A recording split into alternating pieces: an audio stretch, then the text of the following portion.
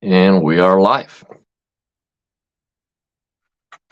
I'm going to say what's up, everybody, once someone joins.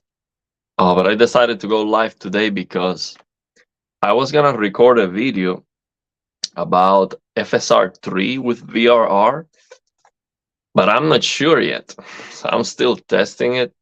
So basically, what I see is that I see some benefits of using FSR3 even when VRR is not supported with VRR. And the reason is I don't see a lot of judder.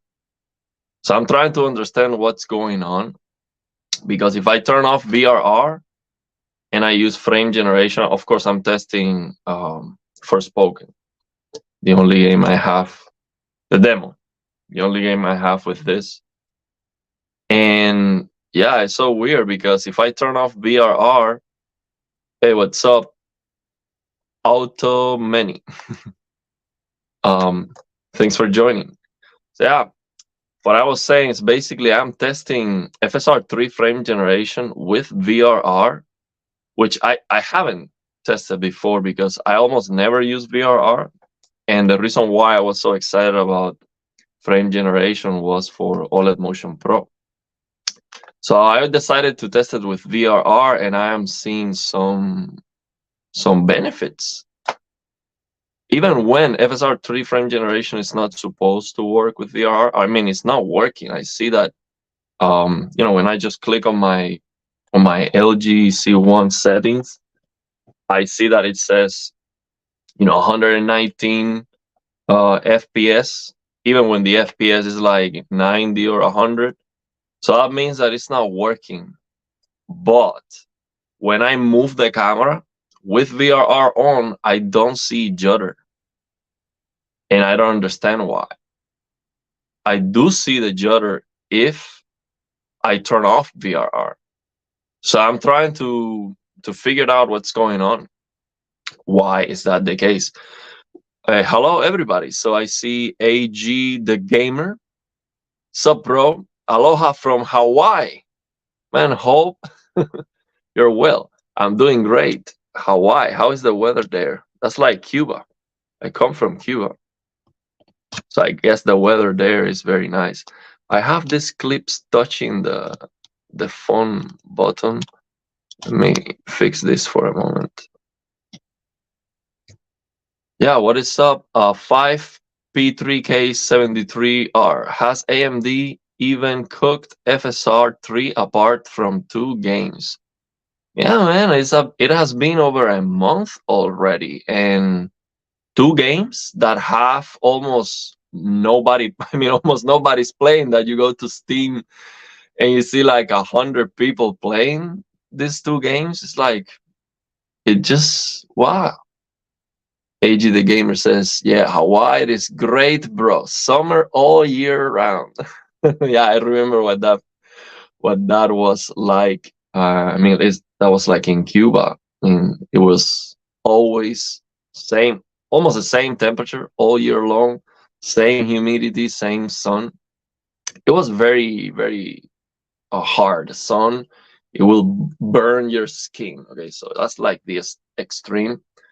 But I'm living now with the 4 seasons, and the winter is not funny because it's very, very, very cold. Okay, I'm talking about like humans are not supposed to to be out with this kind of weather. But it is what it is. It adds some variety to your life. So yeah, just need to get used to it. But I definitely miss the nicer weather. So yeah, man, this is interesting. I don't understand what's going on. If some of you can explain me why, if I use FSR3 with VRR, why do I see a benefit? Even if it is not working, why is that I am not seeing judder with it? Man, let me see if I can change this thing because it's clipping the phone. Okay, now it's better. Out of many says AMD is always catching up to Nvidia, sadly. Yeah. We need them to start putting FSR3 in more games that people actually care about, like Cyberpunk. Yeah, absolutely. The thing, what I would like to see from AMD is innovation. You're saying they are always trying to catch up, invent something new. It's like because it feels like AMD is always responding to what Nvidia decides to do. So now Nvidia decides that ray tracing is the future, and that's it. That's the direction we're going. And of course, Nvidia didn't invent ray tracing, but you get what I'm saying. Like whatever Nvidia decides to push, then AMD is just following up. I want AMD to come out with something new that Nvidia doesn't have, and then Nvidia has to, okay, well, we have to respond to that because it's actually very good. That's competition. That would definitely level the playing field. Uh, that's not what we're getting. AGD Gamer says, "Hey, wow, were you staying in the States?" Absolutely, I would stay here all day. It's much better than Cuba. I mean, just the economic situation. What's up, Sanchez Gaming says, love FSR3 and Forspoken and Immortals. I absolutely love the feature, man. Official Todd Harris says the Avatar game will release with FSR3 December 7th. Yes, I was about to say that, man. I'm very excited. Day one FSR3 support. I cannot wait because I know I'm gonna be able to get for sure 100 FPS with FSR3 locked. So I can use OLED Motion Pro High like I did on Forspoken, and maybe even 120, maybe even 100. Of course, I can always get 120 if I lower the FSR to performance or something like that. But FSR is not as good as DLSS in terms of the image quality. So I cannot be as aggressive with FSR if I want to keep the picture quality. But we'll see. I'm definitely excited about Avatar because it is looking promising. It's looking very good. I think it's gonna be looking amazing. And I'm a big fan of the Snowdrop engine. I know how that looks like. We have the Division 1 and 2, which they look very, very good. Very, very good looking games, in my opinion. And I especially like that they have a lot of assets, a lot of textures. For some reason, maybe it's the developers, maybe it doesn't have anything to do with the engine, but the Division 1 and 2 are games full of very small details, like a lot of, I mean, you go to a corner and you see a lot of garbage, and it's like a lot of stuff, so it doesn't feel empty. It's not like a city or street that feels empty. You see a lot of stuff, so I'm definitely expecting that on Avatar. And I think it's gonna look fantastic. Hopefully it performs very well. uh say Sanchez says reshade is better than ray tracing in my opinion. Well, yeah, I mean, you can do so much stuff with reshape. Yeah, the thing is, man, I'm not against ray tracing. I think it is the future and all of that. And there might be a point where just turning on ray tracing is like, nothing. It's just not gonna be a big performance hit. I mean, imagine that they add a lot more of those cores so we can get the performance. And then it's like, 5 frames per second, something like that. I mean, irrelevant, and you do get a much better quality, but we're not there yet. And the thing is, if I can get a higher resolution and a higher frame rate at the same time, that just looks better. And the other thing is that it seems like these developers, sometimes they just focus on adding ray tracing and all and this and that, and they miss things that are more important, like the color grading. Okay, and you have to understand, it cannot be a creative decision to have race blacks. You cannot have a dark scene at night without perfect blacks. It cannot be a creative decision. You can add a color filter if you want. I understand that as a creative decision. But if adding a color filter means race blacks, that's just not good. Okay, I don't care about the creative intent there. that's a bad idea. That's what I complain about basically. The thing that broke me almost, because I never get upset, but I was like, man, how can I win this battle when the big channels and the big media is all advertising and almost brainwashing people. And I see the reaction to my videos, and sometimes people even use the same words that these big channels are using to explain these things.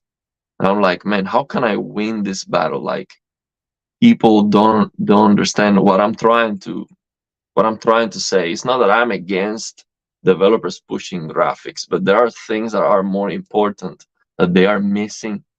That's what I'm talking about. And then what I don't want to happen is that everyone is praising a game that is missing things that are crucial. And I don't want other developers to follow up with the same idea because it's not the best for us.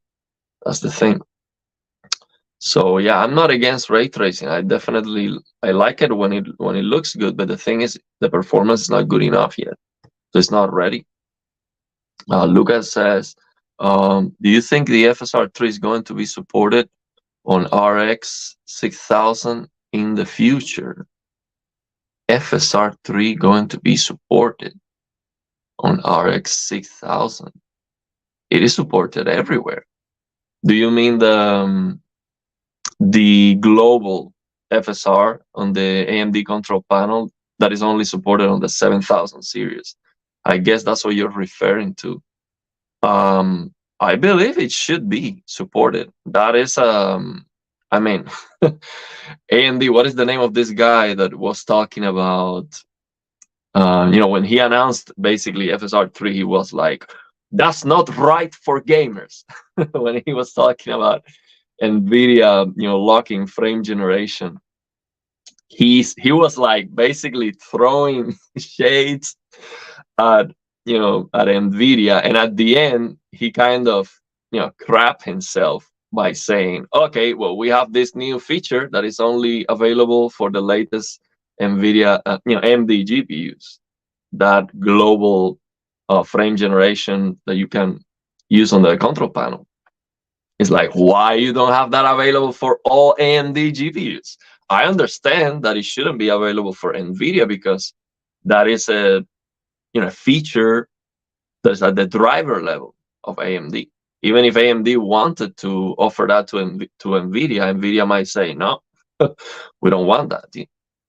But they definitely locked the feature to the 7000 series. It should be supported on all the AMD GPUs, and the performance and the quality might be different. Not the quality, but the performance might change, but it should be supported.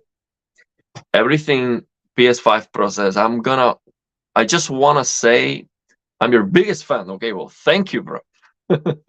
I watch your videos every day. You make me feel so happy, and content makes my days more worth living. Thanks for the content. Well, thank you very much. Thank you for being here, brother. Sanchez Gaming says, I use Reshade to add color and shading without the frame drops ray tracing has. Yeah, man, Reshade is a monster. The Special K, I'm also getting into it. Special K also has a lot of cool features and things that we can take advantage of. And definitely the colors is something so important, man. It's like we give that for granted, but the art style, of course, the color grading, just the art of the game is so important. And even if the game is not pushing the boundaries, just by having a great art style, you can make the game look amazing. Okay, it's like, for example, Elden Ring. Technically, it's just trash, man. Elden Ring is probably the worst open world game when it comes to the performance itself. But I mean, the design, the art is like on another level. Like nothing comes close. And I wish we could get an Elden Ring like game, but that is actually technically absolutely amazing. You know, no stutters. I mean, I know there are fixes, and actually, it just blows my mind. How can a modder? There was a modder, for example, that created a single file for Elden Ring. It was a DLL file, I believe. I don't remember. A single file that was like a very small file, and all you had to do was to replace that file on the Elden Ring folder. And that fixed a lot of the frame drops and the stutters. It just smoothed out the game completely. And it just blows my mind. How can a fix be so easy to implement and the developers just miss that? Okay, and I'm sure most people play the game and had a very bad experience just because they're just using the out of the box things. So that just blows my mind, man. We now see, for example, a Starfield. See this latest the previous video that Gaming Tech released about Starfield, this new HDR mod that was created by Lilium, Pumbo, and I forgot who else. These guys that they did the HDR analysis tool, all the auto HDR shaders for reshade, and it is just absolutely perfect. I mean, it has all the options that we need. It has a color grading intensity slider. So if you don't like that green filter, that ugly decision, you can reduce that or even turn it off.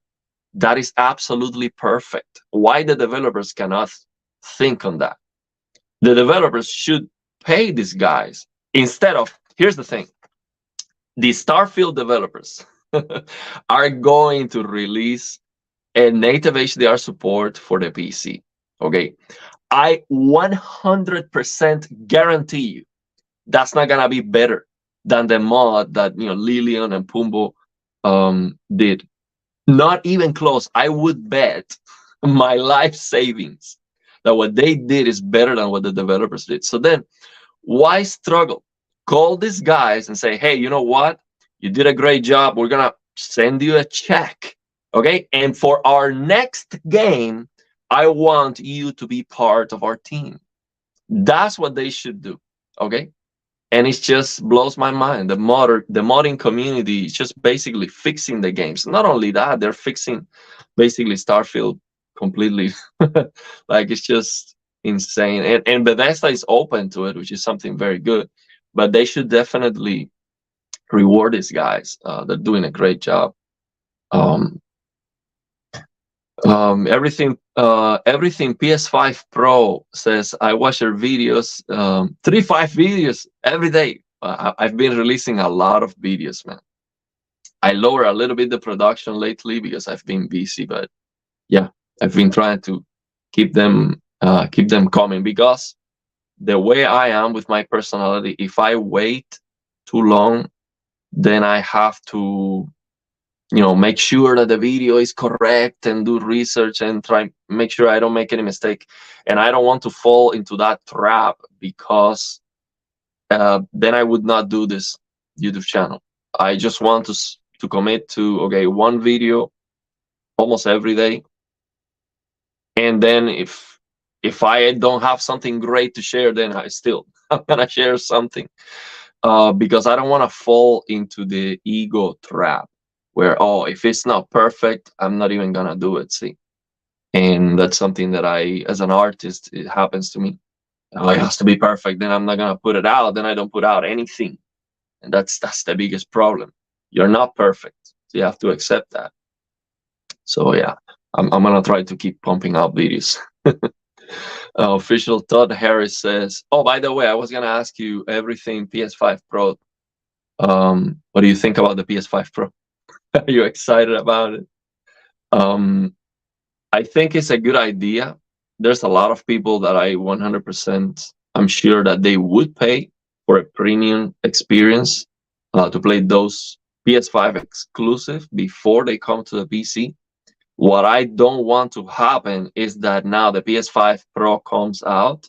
Of course, Xbox is going to respond in some way. And then the developers are like, okay, we have now a new console that's more powerful. Let's just make 60 FPS for that console, meaning a lot more demanding games, and then 30 FPS for the base PS5. I don't want that to happen. Okay, because that would be like jumping to a new generation without actually jumping.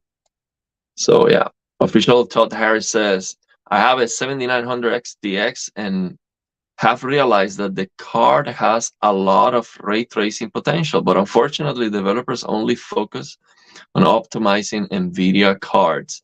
Yeah, this AMD generation has very good ray tracing performance. The thing is that most people associate ray tracing Nvidia, and yeah, it seems like the developers are focused on Nvidia because most of those heavy ray tracing games are Nvidia sponsored. That's the thing. It's what it is.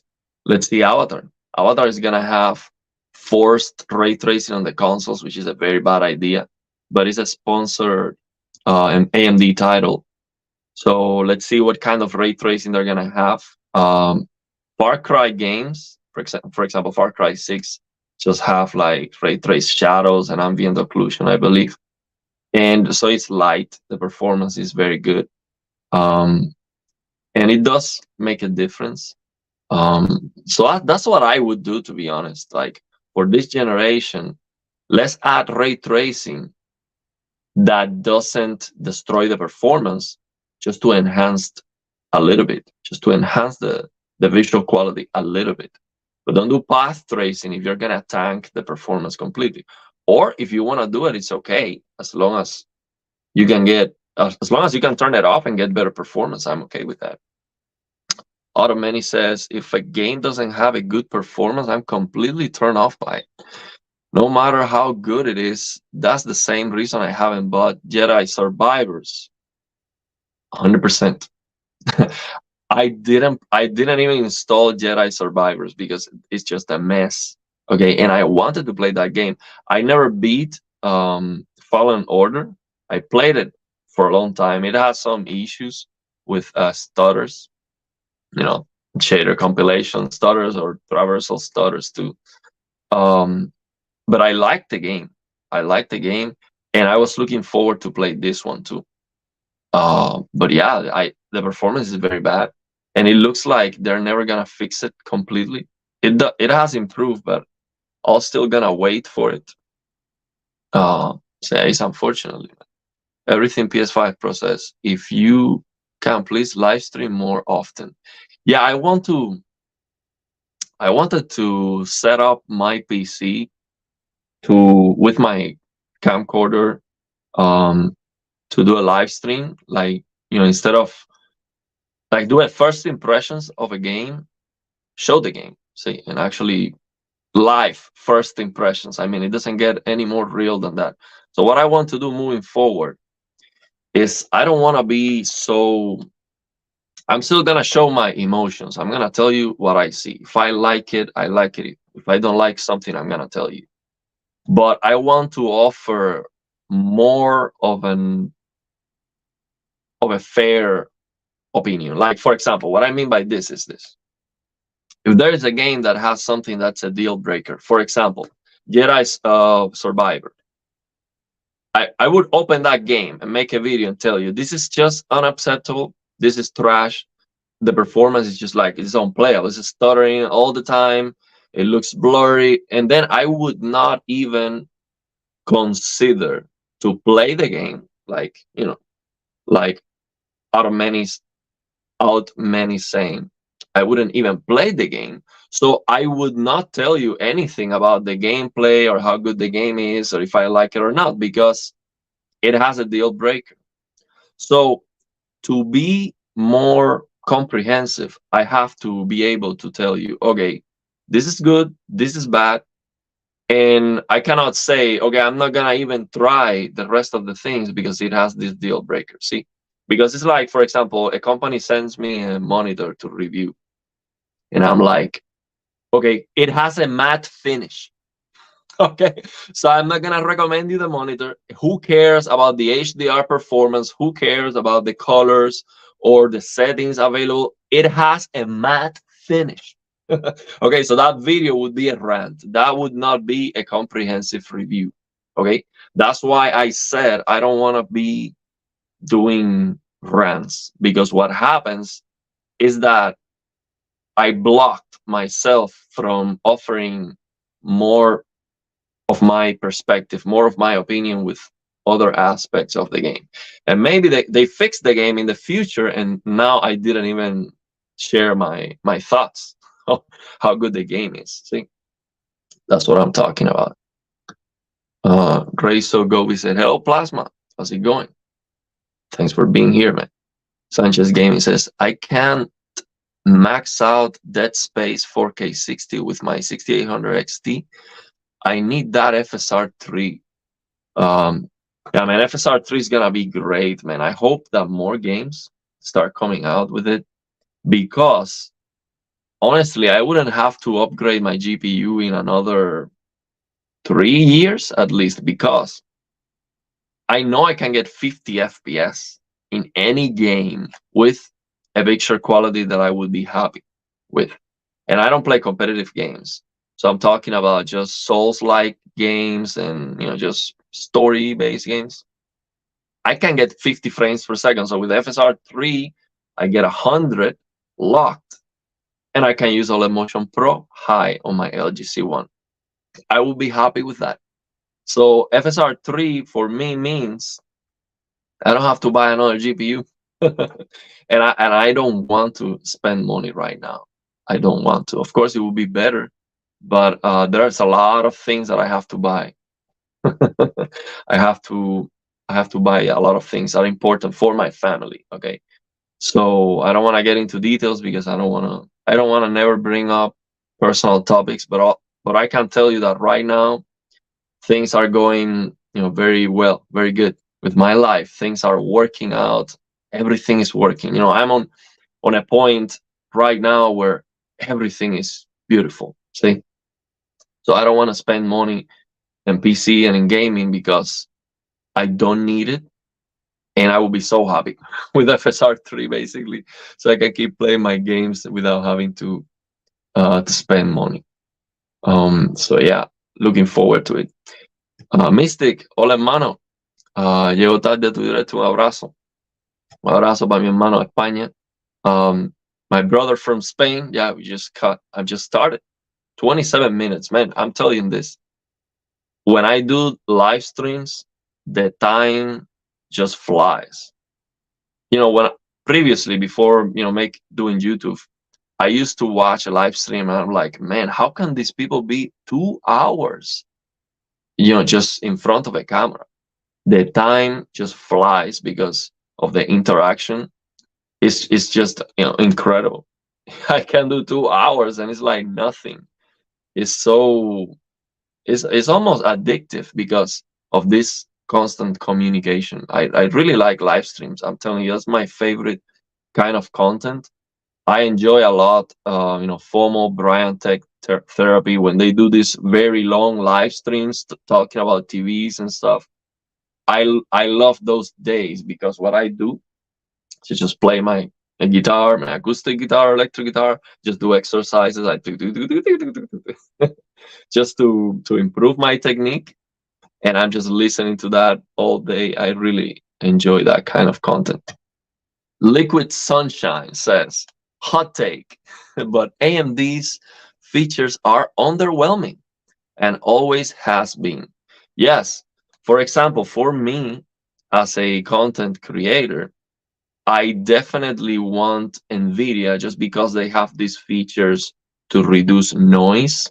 Like, you have this Nvidia broadcast that you can utilize with any other program like OBS. And it's so important because, for example, myself in the house, I have a heater, which I turn off now so I can do this live stream. But with my family here, I need to keep the heater on. So with NVIDIA Broadcast, we have an AI noise reduction feature that works amazing. So even if you have a noise, you will not hear it on the recording. This feature will almost completely remove the noise, and you would be able to hear my voice only and exclusively. That's a killer feature. That for me is like, okay, I have to buy Nvidia just because of that feature. And they have other features like that for content creators that make a big difference. So yeah, they are definitely behind, and they are just playing catch up. Deus NSF says you might want to get an RDNA 3 card for AFMF. What is AFMF? Not sure, is that a game? Uh, Let me know what that is. Automani says, I also have a 3080. I'm waiting for FSR3 until the 5080 releases in 2025. Man, I've heard that. Yeah, it seems like Nvidia is going to do a refresh next year, and it makes sense. And then release the new series in 2025. So yeah, FSR3, if we start getting the new games coming out with FSR3, we can definitely hold that 3080 until 2025. And yeah, I am almost for sure. I'm not gonna tell you 100%, but I am almost for sure dropping $2,000 on the 5090. That's what's gonna cost. Hopefully, 1,500 or less. But I guess $2,000, and I'm gonna spend that money. I'm gonna have to buy a CPU, of course, a new CPU. I mean, a new PC basically. So what I'm gonna do is I would just send this PC I have to my nephew and just get a new one, basically. And I like to build a new PC anyway. It's something that I enjoy, buying the parts. I might do a video like that one day. That's not my area of expertise because I'm not a reviewer. I don't have access to all the new CPUs when they come out to test it in 25 games and average and tell you the dollar, the FPS, the dollar per FPS and all of that. But I've built gaming PCs and for my family and friends too. So I might do a video like with PC parts picker, say, hey, this is what I would buy if I were to buy a PC today. I think this would be my choice, and then I would show you like a hardware unbox video or Gamers Nexus, which is like basically the best sources I know of. And I would tell you my criteria, and I would say, hey, I would choose this CPU because this is the data that they're showing, and this is the kind of games that I play, and this is the display that I have based on the data. That's very important. So you want to build a PC around the display that you have. The display is the most important thing. So the number one thing that we have to choose is the display. What kind of experience do you want? That's where we're gonna spend more time on. And then from the display, we start building the rest. Not like most people where they think, okay, display, it doesn't matter. We're gonna save money on the display. Just gonna spend like $5,000 on the PC, then the display is like, okay, who cares? All the opposite, okay? All the opposite. That's what I thought before. But I definitely changed my mind. Sir Andy says, so you would say frame generation of AMD is better than Nvidia frame generation? No, I just don't have access to Nvidia frame generation. I would say from what I've seen on the reviews and the comparisons, it seems like they are very close frame generation. But now what is not close is DLSS versus FSR. DLSS is much better. Like right now, I have a Forspoken open, for example. And DLSS in Forspoken is so much better. It's not close. It is just not close. That is like FSR3 here in Forspoken looks like pixelated. It's not resolving the details as good as DLSS. And because this game is very ugly, but because we have on the game a lot of grass, for example, at least on this demo version, this scene here is full of grass. All this grass looks pixelated with FSR3, even quality. Okay, I'm talking about right now, I'm using FSR3 in quality. And if I change to DLSS, man, it's just such a big difference. Big difference. It looks so much better with DLSS. But now that's not the case with every game. I've seen some games where FSR is holding up very well, but here, wow, man, I'm telling you, the difference is absolutely gigantic. So what I would really, AMD is saying no, if frame generation has to be uh, with FSR. I don't believe them, man. Yeah, yeah, I understand maybe if it was easier or something, but I don't believe them, man. They should be able to have this FSR3 frame generation separate from the upscaling. So we can use DLSS and FSR3. That would be such a huge win. And if you ask, man, it just looks so much better. Like I'm looking at it right now. DLSS, it's so much better looking. It's not close here on Forspoken, at least.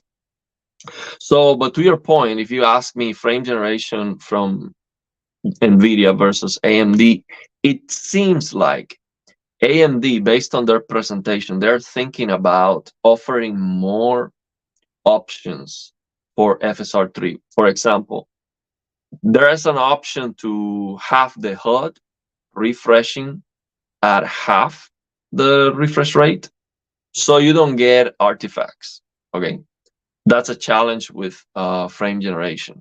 The HUD, you might have some artifacts. NVIDIA fixes that over time or tries to mitigate those artifacts. But AMD is thinking, okay, if that's a challenge, let's offer a solution where frame generation is not doing anything to the HUD. So in that way, the HUD is gonna be refreshing at the real FPS, so you don't get the artifacts of frame generation. So now that is good, and it's a great idea if you are using just sample and hold. Okay, sample and hold your display, no problem. Because let me explain you this. Sample and hold. So if you don't use OLED Motion Pro, black frame insertion, any kind of this motion blur reduction technique, that is not interpolation. Okay. What happens is that if you have 60 FPS and 120 hertz, that looks almost the same, to not say that it looks exactly the same as 60 FPS, 60 hertz. Okay. So what I'm saying right now is that if you're getting 120 FPS thanks to frame generation, but your HUD is 60 FPS, your HUD is not gonna look double. Okay. It will look double, but it's not gonna be like clear two images, like clear two double images, like you would see if you were using OLED Motion Pro High on this LGC one or any, black frame insertion technique. It's gonna look the HUD elements at 60 FPS. If you are getting 120 FPS in your game, the HUDs are 60 FPS. That HUD is gonna look the same as if you were getting 60 FPS in your game, 60 hertz. Okay, so it's a good idea because you don't need to have great motion clarity on the HUD. Like right now here in Forspoken, I have like an objective on the map, and yeah, that's visible all the time. If I move the camera, and I look at it, it looks blurry. It looks worse than the game, but that's okay. It's not distractive that it looks double sample and hold. Now, if I use OLED Motion Pro, then it will look double if the HUD is at half frame rate. So what I'm saying right now is that AMD implemented this frame generation with some, let's say, some experience or some feedback from seeing NVIDIA implementing their frame generation for some time. So they are basically more like aware of the issues that they might want to solve just to compete, just to offer a better product. And because they are thinking in those options, I think that maybe they might do a better job in some instances, maybe. But the upscaling is so much more important because the noises and the defects that we see are more coming from the upscaling than from the frame generation itself.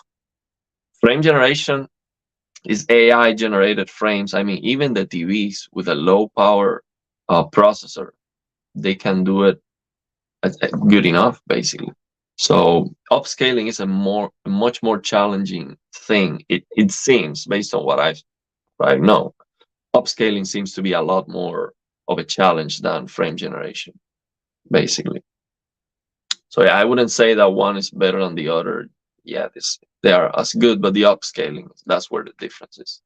So Maton66 says, does FSR3 double FPS? Frame generation doesn't. Does FSR3 double FPS? Frame generation doesn't. Oh, I get what you're saying. So like if you have exactly 60 frames per second, you should be getting 120. I get what you're saying. Like frame generation from Nvidia, like for example, if you're getting like 70 frames per second or 70 to 80 frames per second, then you get 120. And you think, oh, I should be getting 140. If I'm getting 70, I should be getting 140 frames per second. And you don't see that. I understand your question. I'm not sure if AMD is the same, to be honest.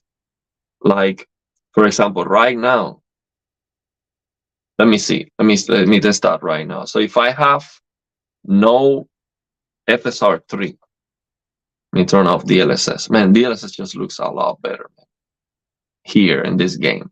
But it depends on the game. So let's say if I have just AMD FSR quality, no frame generation. Let's see how many FPS I'm getting here.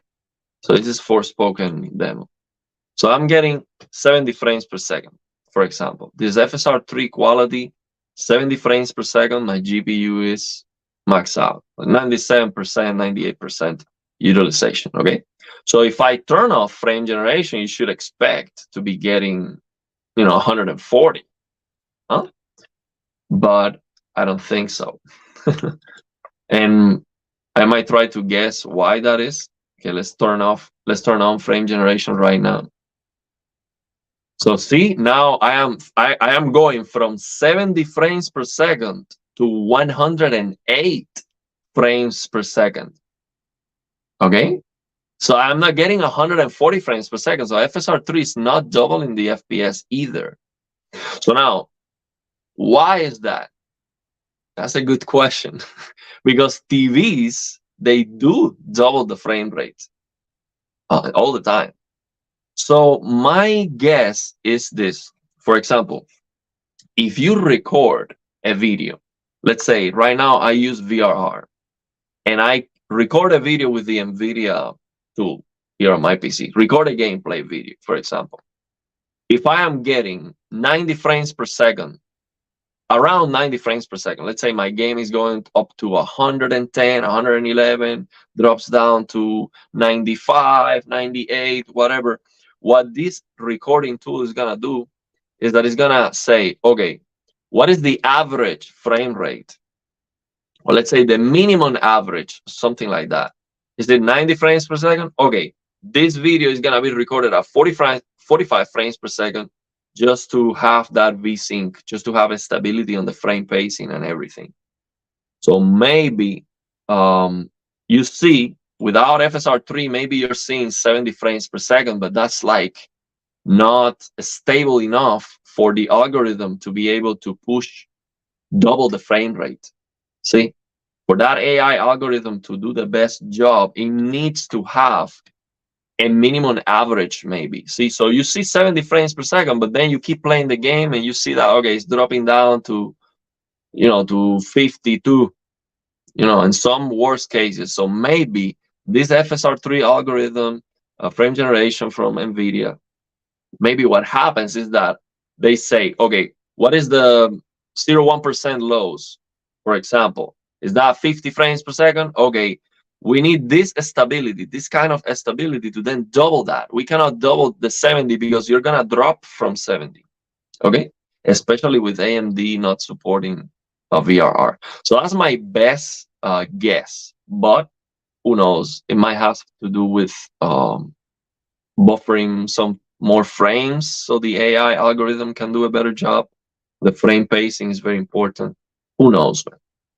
Who knows? But it's definitely not because of the new optical flow accelerator that's not why. That's just a shenanigan from Jensen to sell you the 40 series. It should work. The Nvidia should work the frame generation in the 20 and the 30 series. Samaton says depending on the game will run better, but that the FPS jumps all over the place, even drops to the original FPS every once in a while. The Witcher 3 is bad. So you're referring to the Nvidia frame generation. Yeah, I haven't been able to test it because my GPU doesn't have the new optical flow accelerator. Sanchez Gaming says, hey, you can heat up your room with an Nvidia card. Also, I watch streamers with an AMD GPU and hear no noise. Yeah, maybe AMD has some competitive features. Deus NFS says AFMF is driver level frame generation. Okay, works on almost every game. It is still WIP, but extremely promising. I don't know what WIP is. Yeah, absolutely. I would love that feature, to be honest. Like if I think about buying an AMD GPU, that would be the number one reason to have this motion interpolation for all games. So now the thing is, it doesn't work very well so far based on what I've seen on the reviews, and for some reason, it's all the opposite to FSR3. Instead of working with a lock frame rate with VSync, it wants to use like variable frames for some reason. I don't understand why. I would like that driver level frame generation to work just exactly doubling the frame rate, lock frame rate, VSync on, so you can use BF5, strobing, all of that. That's what I would like. But it's definitely very promising, very, very promising. And also, you could quadruple the frame rate if a game supports FSR3 frame generation, and then you go to the AMD control panel and you force that frame generation at the driver level, then you could quadruple almost quadruple the frame rate. That would be a very good idea if you get, for example, let's say you get a 240 hertz 4K, QD OLED monitor that's coming soon. You're getting 60 FPS base frame rate. You could almost quadruple and get that max out 240 FPS that you need. That's what AMD needs to focus on, man. They have to understand that opportunity.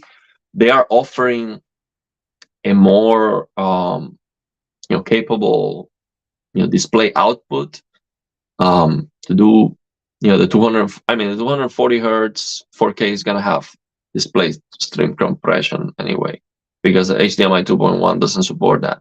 But AMD needs to focus on that. Basically, what I'm saying, if they advertise, hey, our GPUs can max out your refresh rate. We can quadruple the frame rate. You can get 60 FPS with our GPUs in any game. And we have FSR3 in-game supported, and we have this at the driver level. And we just make that work together. Or simply just quadruple the frame rate with FSR3. There's nothing stopping NVIDIA or AMD to quadruple the frame rate. It might be more challenging for the algorithm, but it should be possible. Why? Because TVs do that. This LG C1 can go from 30 FPS to 120. That's quadrupling the frame rate. Yes, you do get a lot of artifacts, but the problem is that 30 FPS is too low of a frame rate to go that high. But if you get 60, from 60 to 240, it makes more sense. And once we have 480 hertz, we already have 480 and even 500 hertz monitors. But with those monitors, if the base frame rate is 100 to 120, then quadrupling the frame rate it should look better, basically. Of course, there are some challenges that I am ignoring, but the thing is, it should be possible. And AMD has an opportunity right now to just offer that, and NVIDIA is not offering that. See, that's what I'm talking about. AMD needs to start coming out with things that are superior instead of trying to just catch up, to just not do it as good and just follow up Nvidia all the time. Great Dire Wolf says, "Hey Ariel, have you ever tried gaming on a projector?" No. Apparently, they have motion clarity as good as plasma and CRTs. If the projector is sample and hold, it's just sample and hold. It's the same thing. But I don't doubt that there might be a projector that is flickering. It has some flickering behavior to reduce the persistence. I would love to try it.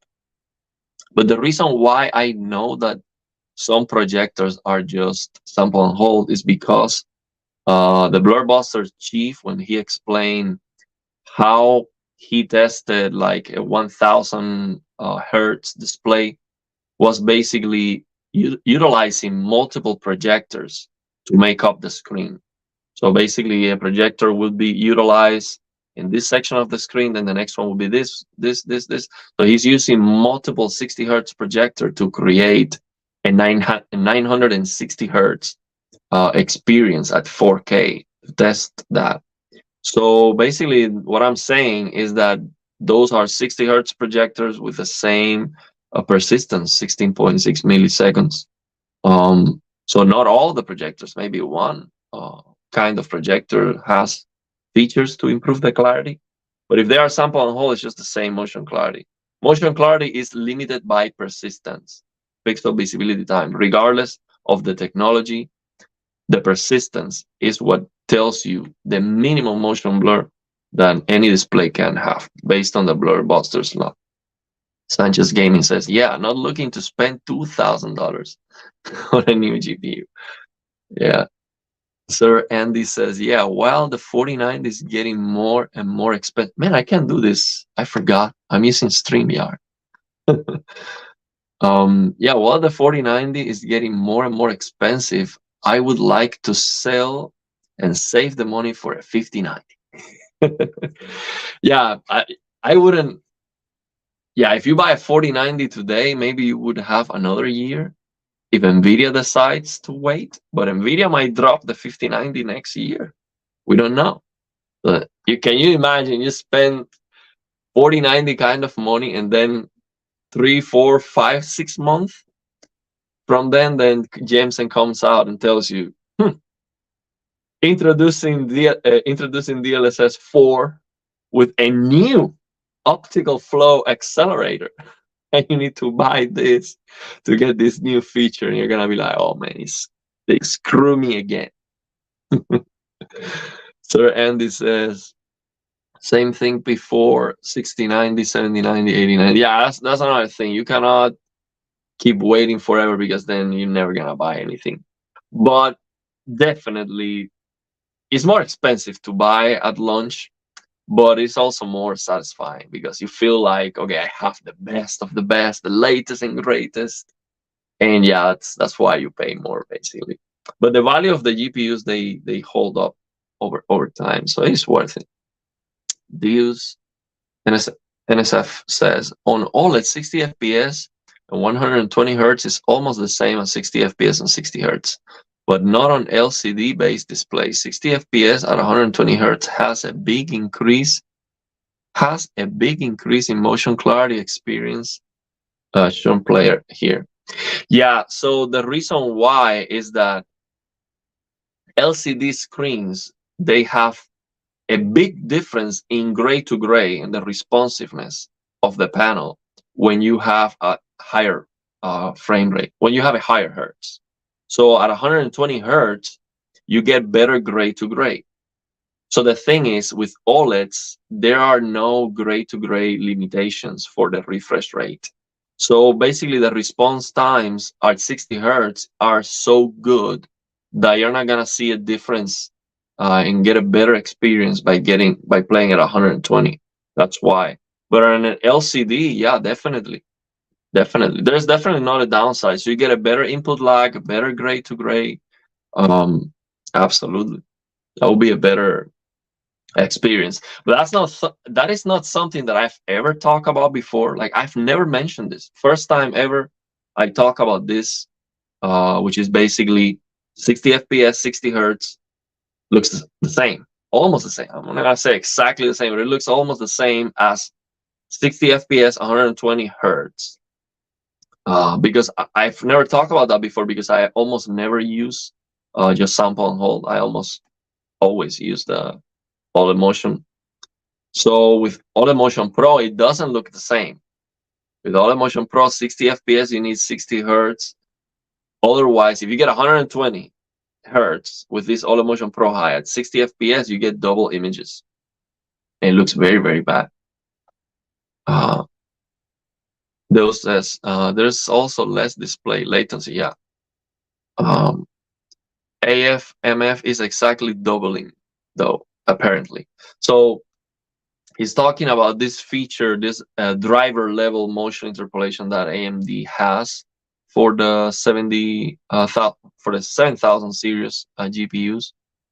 It makes sense that it is exactly doubling the FPS. So basically, if you locked your FPS to 60, that thing might be doubling it. Even if you see it reported, I think with that feature, correct me if I'm wrong, with that feature you see 60 FPS, but you're actually getting 120 FPS delivered to your display. So if you analyze it with your MSI Afterburner, all of that, you see just the render frames, and the interpolated frames are not reported like with FSR3. With FSR3, those interpolated frames are reported. I just would like that to work very well with VSync, and I'm not sure if they fixed that issue yet. What's up? Brian Gosling says, you don't get exactly double frames because there is some processing time. Yeah, makes sense. Yeah, there's something that we are ignoring here. But with TVs, you do get double the frame, and there's processing time on the TV's interpolation too. And the processing power of a TV chip is very, very inferior to the GPUs. I mean, even if they put a cell phone, one of these cell phone chips on the TVs, it's still not gonna be even close to what the GPUs can do, to the optical flow accelerator and all of that. Alex Rodriguez says LG G3 is stunning on HDR. The G3, I was very impressed. Man, I wish this was covered more. I was impressed. FOMO, he posted a side-by-side picture of the G3 with the BFI at 60 versus the A95L, the Sony A95L, using accurate settings. Okay, so we're talking about no BFI on the A95L versus the G3 with BFI and dynamic tone mapping. And the G3 was significantly brighter than accurate A95L.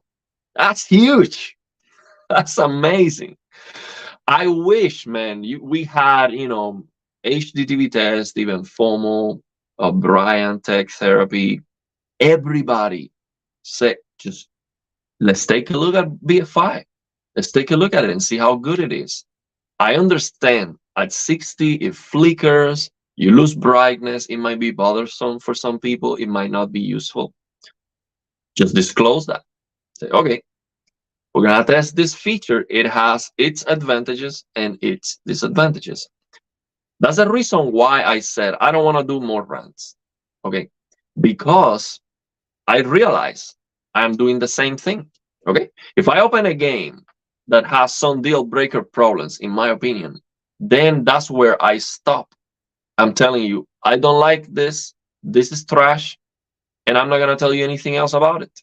It's the same thing that HDTV test is doing when he shows you, when he talks about the BFI feature, and he says, you lose brightness, it flickers, not worth even trying. That's unfair. For the same reason it's unfair for me to say, okay, I don't like this game, nothing else matters. I'm not gonna tell you anything else about it. It's not even worth trying. That's unfair. See? That's why I'm not gonna do that anymore. I'm gonna try to be more. I'm not gonna say objective because beauty is all about subjectivity. Okay, so it's still gonna be my opinion, but I want to be more fair, basically, because yeah, for that reason. So yeah, the G3 is a great TV. I would like to see it and test it myself. I've never seen the G3, by the way, because they don't sell the G3 at Costco. They have C3s only at Costco. Best Buy, they don't have it either. I've been through Best Buy like 4 times. It has been like 2 or 3 months that I don't go there. I've never seen the G3 in person, never seen it. And I would be interested in seeing it mainly to see how the screen looks when it is off. Basically, to see those raised blacks, how bad it is in comparison with QD OLED. I know it is a lot less. You get a lot less of that effect, basically, because it doesn't have the polarizer. The screen lights up under lighting conditions. I would like to see in comparison with a QD OLED to offer you my perspective. Okay, let's compare that specifically. Raised blacks on the G3 because it doesn't have the polarizer versus raised blacks on the QD OLEDs. Based on the reviews, for the G3, almost nobody complains about that. For the QD OLEDs, slowly but surely, all reviewers have said, yes, you get raised blacks under lighting conditions, and that's something you should definitely be aware of. But the G3, nobody, I've never seen people complaining that much about that. So it should be a lot less of an effect, but I would like to see it in person, basically. Um, Great Dire Wolf says AMD only knows how to copy Nvidia. Yeah, man. Unfortunately, that's what I see. They have so much potential. Uh, Alex says, just buy Nvidia, bro. That's the thing, man. I'll be honest. I'll be honest. Most people, I'm not gonna say everybody, but most people want AMD to succeed and to be better and to improve. So then Nvidia can lower the price and we can buy Nvidia, basically. That's what it is, man. It's a reality. Like the market share is like, it's not even close. Most people will buy Nvidia regardless. Okay. Even if it's more expensive, even if it's not a better value. I mean, if you compare 4080, $1,100 right now, I think. I forgot. You compare that with the Nvidia competition, which is like $900 or even less. Yeah, you do have the features with Nvidia, but people will still pay the premium and buy Nvidia. It's just what it is. Deus NSF says, to answer the projector question, yes, good projectors have insanely good motion clarity, but no VRR. So keep that in mind. I would like to test that. I mean, there are projectors that are very expensive. I'm talking about, who told me the other day, like $100,000 for a projector? Something crazy. I forgot the brand and the details. I'm gonna one day I'm gonna search, see what are the specs, the brightness, the contrast, the color gamut, everything, just to see why they're so expensive. And the thing is, the projector itself is expensive, but you also need to spend a lot of money in the setup. You need to have the proper surface for that picture quality to be the best. You need to, of course, control the room lighting like perfectly. I mean, ideally you want to be on a cave. All the walls are black, everything is black. So I'm gonna do some research about that. Very interesting, but of course, completely outside my my price range. I mean, I'm not spending $1,000 on $100,000 on anything. No VRR, no good. I never use VRR, almost never use VRR, because a locked frame rate is the best. The best experience is a locked frame rate. I only use VRR to see the performance, to then go ahead and lock the frame rate. Like, for example, right now I am getting, with max settings, no ray tracing here on Forspoken, I'm getting like 70 frames per second. What I would do is say, okay, my GPU can give me 60. I lower the settings and lock the frame rate to 60, because from 70 to 60 frames per second, it doesn't make any difference. And all you're getting is an unstable performance. That's not better. It is so much better to have a locked frame rate. And I absolutely love Black Frame Insertion, OLED Motion Pro, because you get a better motion clarity. But I realize that one of the things that I love about it is that I use it, and you have to use it with a perfectly locked frame rate. And that by itself, even with less motion clarity, is a better experience. It's a much better experience. So I'm not against VRR, and I definitely see the value of VRR if you have a 240 hertz display. For example, you get this new QD OLED 4K 240 hertz. Your GPU is giving you 180 to 240 frames per second with VRR. That's gonna be a great experience, because you're not gonna see a huge downgrade. That fluctuation basically from 180 to 240 frames per second, it's not gonna be bad. But when you're fluctuating from 120 down to 70, that's a big difference. Big difference. So I must rather lock the frame rate. Definitely lock the frame rate to use OLED Motion Pro and get better motion clarity. Yeah, for console, I think the best you can get for consoles is this low latency motion interpolation from Samsung. I would like also the reviewers, all the reviewers, I would like them to push these companies to follow up Samsung with that, because it is a great feature. I haven't tested it myself. I asked Gaming Tech, he absolutely loved this Game Motion Plus feature on his S95C, and I think it's a great idea. All companies should have low latency motion interpolation for gaming, and that would be my recommendation for a console. For games that run at 60 frames per second, that's great, because you don't get flickering at 60. Yeah, OLED Motion Pro High works. I use it all the time at 60, but I do see the flickering, and the flickering perception depends on the person. Some people might not be even able to use it, okay, because it looks bad to them. So to have a TV that can give you 120 frames per second out of 60 is great.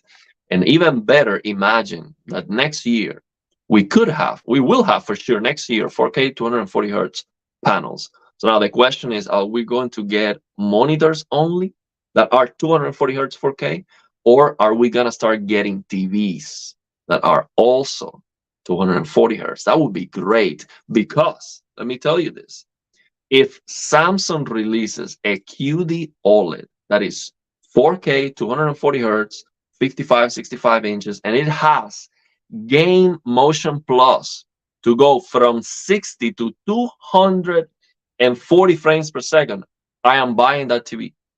Let me tell you, like right now, you want to sell me a QD OLED, Samsung? This is what you have to do. 240 hertz, 4K Game Motion Plus to go from 60 to 240.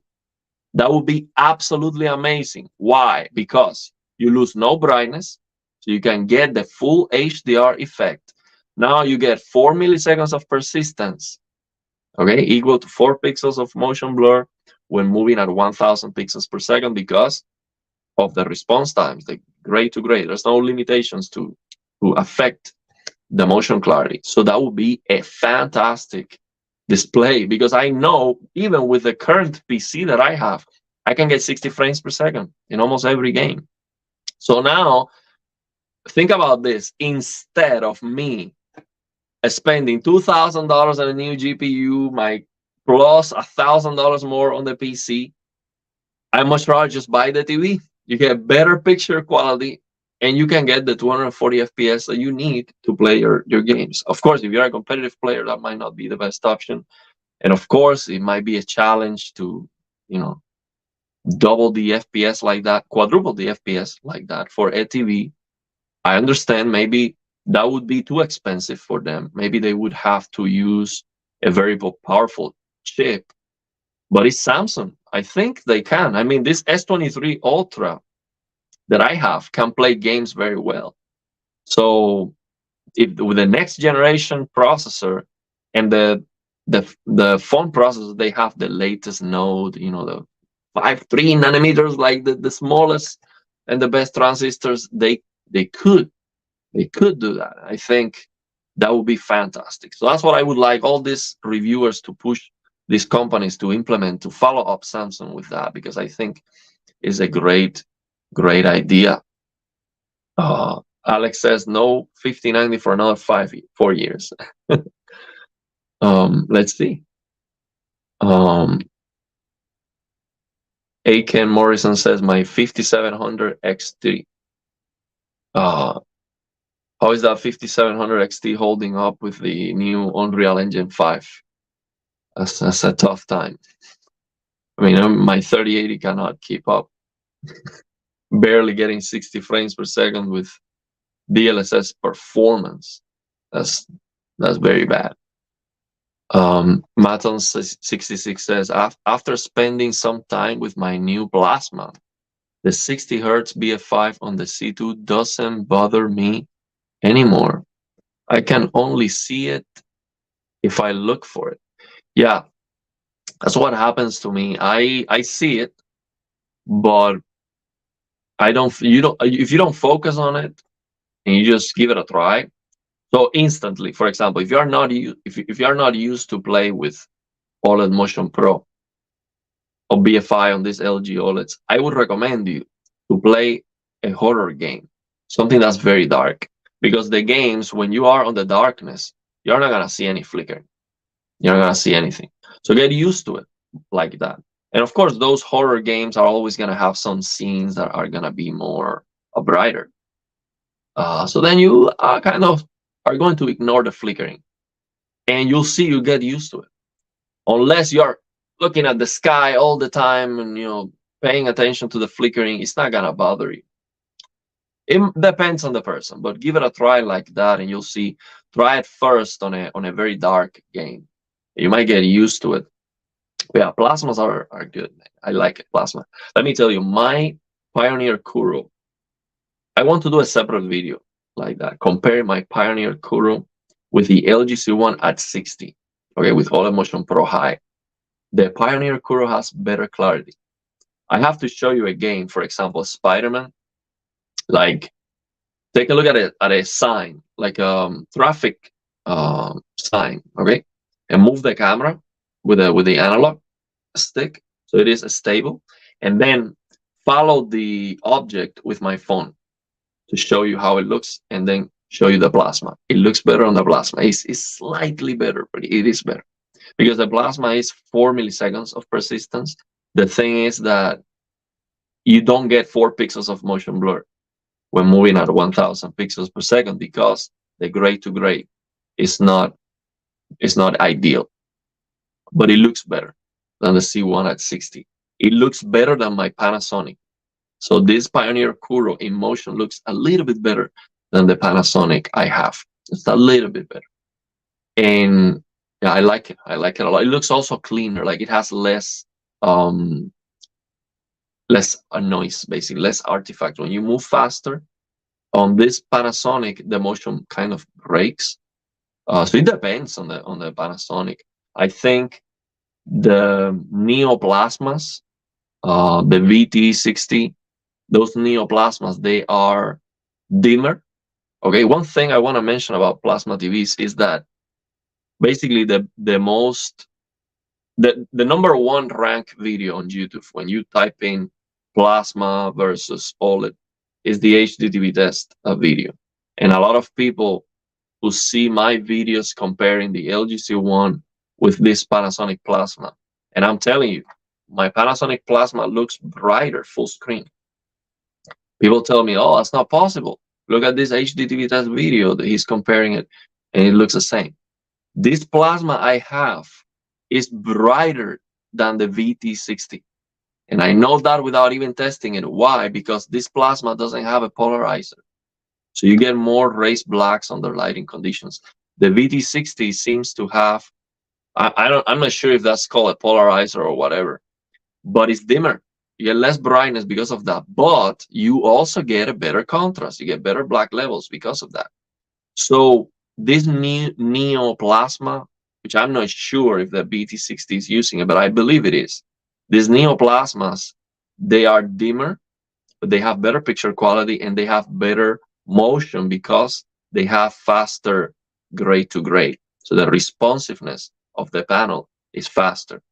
I would love to test that and see how they look in motion because my Pioneer Kuro definitely looks better than this Panasonic in motion, definitely. And it looks better than 60 BFI on my LG C1. So yeah, Rodrigo says, is the flicker of BFI really that noticeable? At 60. At 60 is noticeable for me. I can see it. But at 100 and 120 FPS, I cannot see. I cannot see it at all. I'm talking about at 100 hertz on my LG C1, I use OLED Motion Pro High, and I could have a full white screen. And I just cannot see any flickering. Okay, even if I have it side by side with with my monitor, with my IPS monitor, because sometimes when you have the display side by side, you can notice the difference. I cannot see any flickering. So at 120, it's gone.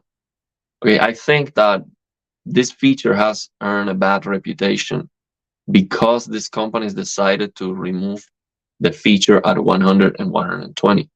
So when reviewers test it at 60, they say, oh, this feature is just not even worth trying because it flickers and you lose brightness. It flickers like that at 60, but if it was 120, then the reviewer cannot say that it flickers. They can say it looks darker, but they will also have to say that the motion clarity is improved dramatically. Okay? So yeah. Mystic says, hey, I'm gonna try to translate it to English. He says, I've been using the Lilion shaders and Major Paint the Cactus with OLED Motion Pro High on the C1, and I'm very happy with it, man. It gives you a tremendous HDR punch, and I don't need the SDR HDR trick.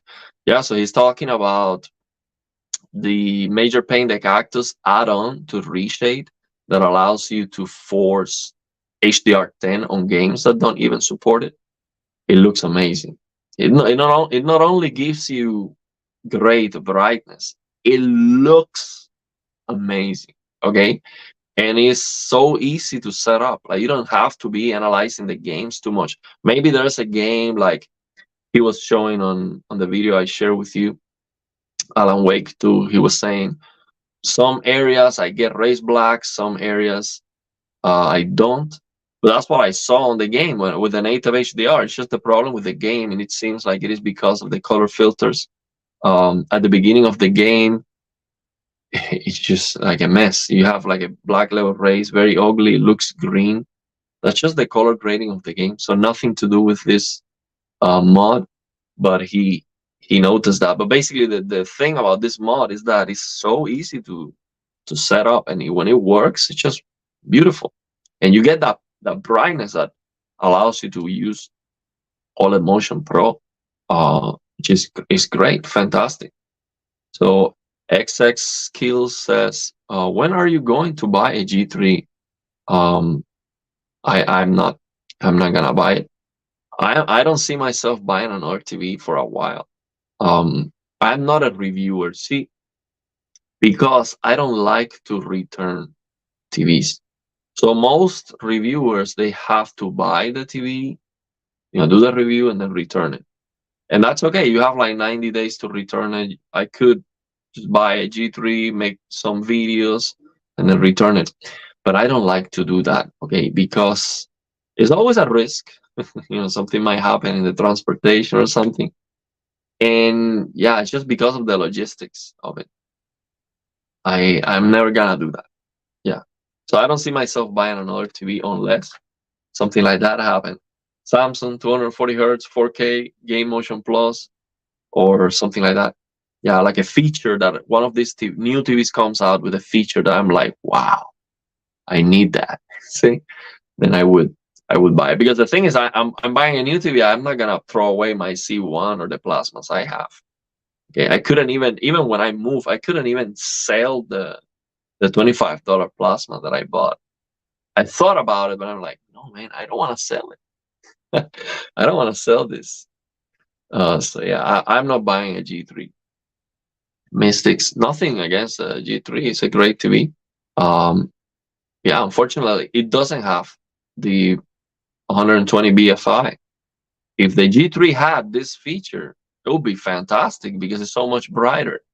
It would be such a great TV for gaming with that feature. But unfortunately, they removed that.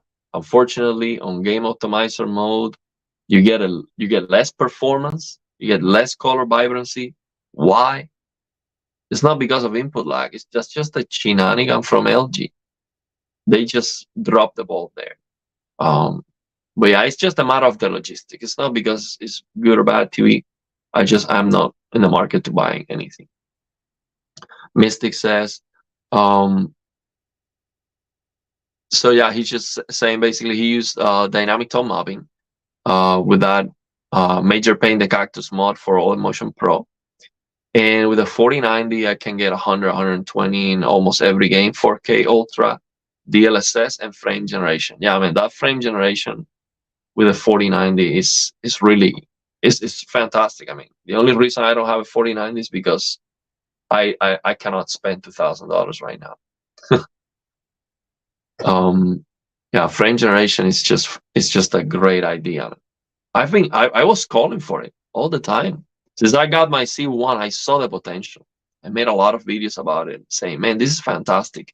If TVs can do it, imagine these GPU companies. I call it. And then Nvidia announced the frame generation. I called for it because I saw the potential. It's just a no-brainer. Force broken. Yeah, this game is so bad. It's like it's not even worth a rant because everyone knows it's bad. Um, it's so ugly, man. So ugly. I'm not even talking about the game. I would never play the game because it's just so ugly looking. You look at the grass and it is a mess. A total mess. That's why I think this game is a great example to see the difference between DLSS. DLSS is really doing magic on this game because it's a total mess. Yeah, it's so bad looking. I don't understand. And the sad thing is that this was a proprietary engine, and I am, how can I say, I like to see game developers using their own engine because you get a game that looks different.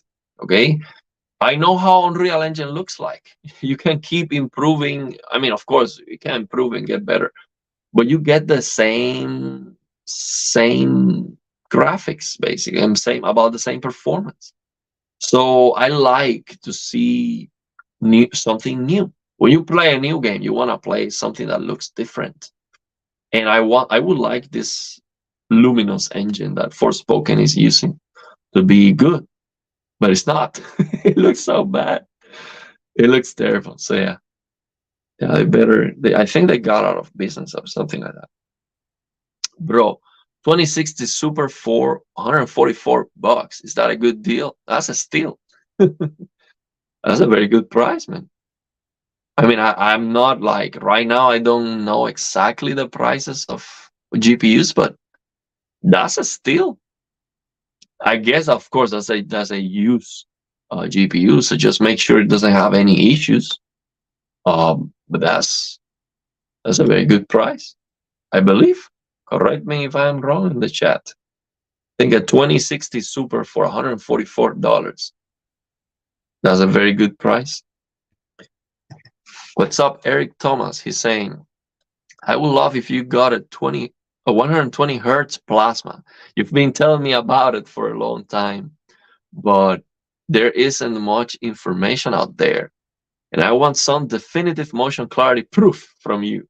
I would love to get my hands on it, man. But the problem is, well, from what I've seen, okay, and I researched about this, 720p, 120 hertz plasmas. But 1080p is like a legend. I haven't seen like there's like a list of plasmas that are supposed to be overclockable to 120 hertz at 1080p, but some people say that's not true. And here's the thing, let me tell you. Let's say that somehow I was able to run one of my plasmas at 120 hertz. The benefit would be maybe better input lag, okay, which is a good benefit, absolutely. But the motion clarity is not gonna get any better. And the reason is the motion clarity here is limited by the gray to gray, the responsiveness of the pixels. So getting a lower and even lower persistence is not gonna make it better, because here's how it works. Motion clarity is limited by persistence based on the blur Buster's law. So what that means is that the minimum motion blur possible on any display technology cannot be better than the persistence. Okay, so right now on my plasmas, the persistence based on my testing is 4 milliseconds. Okay, but now those 4 milliseconds of persistence are not offering me 4 pixels of motion blur when moving at 1000 pixels per second. Why? Because the gray to gray is a limiting factor. So now getting that persistence even lower, so it is now 2 milliseconds, that's not gonna make the motion clarity better, I believe. You might get better input lag, but the motion clarity is gonna be the same because the responsiveness is not as good, the gray to gray. So that's what I believe. Now, if we test one of those Neo plasma TVs, okay, and they do have 4 pixels of motion blur when moving at 1000 pixels per second, so now you see that the gray to gray is better. Now, then, if you increase that to 120 hertz, now they could be better, okay? So maybe there is something that I am missing, and maybe even when the gray to gray is not as fast, maybe if you increase the refresh rate, you get a better gray to gray. Maybe that happens. But you see this on LCD displays. There are some LCD displays that if you overclock them, you get an even worse gray to gray sometimes. See? So you might get a worse motion. That would need to be tested. But if they push it, you might even get a worse performance. So you see, when with the overdrive and all this kind of stuff, sometimes you get a better picture with less hertz. So everything needs to be tweaked and fine-tuned to have the peak performance. See? But yeah, I would love to get my hands on them and test them, but I just don't know. And I already have 2 plasmas, so I'm not getting another one just because I don't have the space for it. Child of Destiny says, Pro plasma are great, but bulky and still way expensive. You mean like a professional plasma? I mean, yeah, they're big, they're gigantic. I don't have an issue with that. I actually like that a lot. I carry my Pioneer Kuro myself. I show a video how I did it. That was epic. That was absolutely epic. And I had to move it, like, I would say, from the door. So I had to go downstairs with the plasma. So I'm talking about 60 inches Pioneer Kuro. Okay, this thing is like 120 pounds. If you search online, it tells you that's like 150, I think, or 170. But that's with the box. Without the box, I don't have the box. This thing, I'm sure, is 120 pounds or more, okay? So I carry this thing with 2 straps. I was using 2 straps. So I put it on my back. So then to walk with the plasma on my back, I had to use my legs. So I basically, like, lean forward completely. I lean forward completely like this. Then I had the plasma on my back like that. And I walk probably 100 meters, go downstairs 2 times, basically downstairs from my where I was, and then downstairs again to get it here. Oh, it was epic, let me tell you. It was absolutely epic. But yeah, the Pro Plasmas should be even more, even heavier, I guess. So yeah. So we have a super chat from Mystics. Thank you very much, man. This is my brother from Spain. Thank you for your contribution.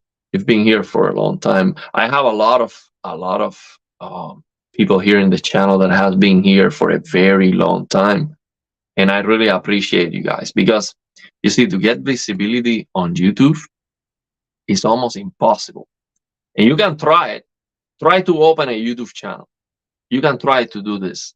Make a video that you know that is a hot video. You know, this video should get a lot of views. You can do all the effort you want. You might post the video and get 0 views. I'm talking about, this is not the first YouTube channel I tried. I actually tried like 4 YouTube channels before this, and they were invisible. Okay, I had a YouTube channel about skating. Okay, I got into skating, and I bought a lot of skates and stuff because I like it. And I was just talking about that YouTube channel. I made so many videos, and I got like 140 subscribers, something like that.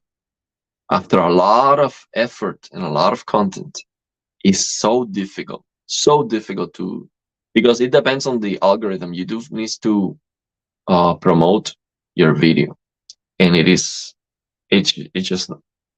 like almost random luck. We also have here the emulation portal. What is up? Plasma TV for gaming. You should watch the latest Hardware Unboxed podcast. Tim has a segment of 2621 talking about 540 hertz monitors and future of frame generation, eventually pushing 1000 hertz, like you mentioned. Yeah, that would be interesting. I'm gonna check it out. I watched this morning. I watched the review of Tim, the review of the new 32:9 QD OLED monitor from Asus. And the thing is 1440p, okay, 32:9, and it's 144 hertz. When the competition, MSI, and also what's the other brand? I forgot. They are doing 240 hertz. So it's like, why? Why would you release 144 hertz with the same panel if the competition is offering 240 hertz? Like, what are you doing? It's just nonsense. I don't understand why Asus did that. And the price is about the same. So I'm gonna check that out. Definitely, man. But let me tell you something. Motion interpolation is great, but maybe asynchronous reprojection is gonna be better to go there. Okay. So because, and here's the reason why. I would recommend everyone to test this game that I share with you in a video. There's a game that you can download today to test asynchronous reprojection outside VR. Okay. And what that is, a game basically that is very easy to run. And let's say you have a 540 hertz monitor or something like that. You can have 60 FPS render, and the game is using asynchronous reprojection. So now you can get 540 FPS delivered to your monitor. And it looks so good. And the best thing is you get the best input lag. There's no input lag added. If you have, let's say, the best input lag of that 540 hertz monitor is whatever it is, that's what you're gonna get. The problem with frame generation is that you do get some input lag penalty, so it might not be ideal for competitive games, but asynchronous reprojection will be ideal even for competitive games. So the only thing that they have to fix with asynchronous reprojection is the occlusion artifacts and stuff. But basically, let's imagine, like, when you look to the right or look to the left, the borders of the screen, they might have, it is a challenge to solve there. And if you have an object occluding something, then when you move, the algorithm doesn't know what's behind the object. That's another problem to solve. AI. If AI solve those issues, that's the way, in my opinion, that's the way better than creating frames. But let's see what happens. Maybe a combination of both, a combination of motion interpolation, and asynchronous reprojection. But we definitely need more frames. That's the thing. We need brute force sample on hold so we can get that HDR with the best motion clarity at the same time. We don't want to have to use BFI and lose brightness just to get better motion clarity. But for now, BFI is great. And again, after watching that review from Tim, he says that at the end, this monitor doesn't have BFI. It doesn't have any kind of persistence reducing technology. Why? LCD monitors have that. So it doesn't make any sense to have almost every single LCD monitor with better motion clarity. I'm talking about the high-end LCD monitors that have those techniques, especially the ULMB 2.0 monitors. They're just gonna absolutely obliterate these OLEDs in motion. Okay, it doesn't make sense. These OLED companies, they should definitely take advantage in push those technologies so we can get better motion today. We don't have, and then of course once we can get more frames, then yeah, sample and hold. Sabochnik says, I can't do 60 FPS on OLED. Even with a locked 60 FPS, the latency feels awful. Around 90 FPS is where things start feeling right to me, and that's the minimum I strive for in every game.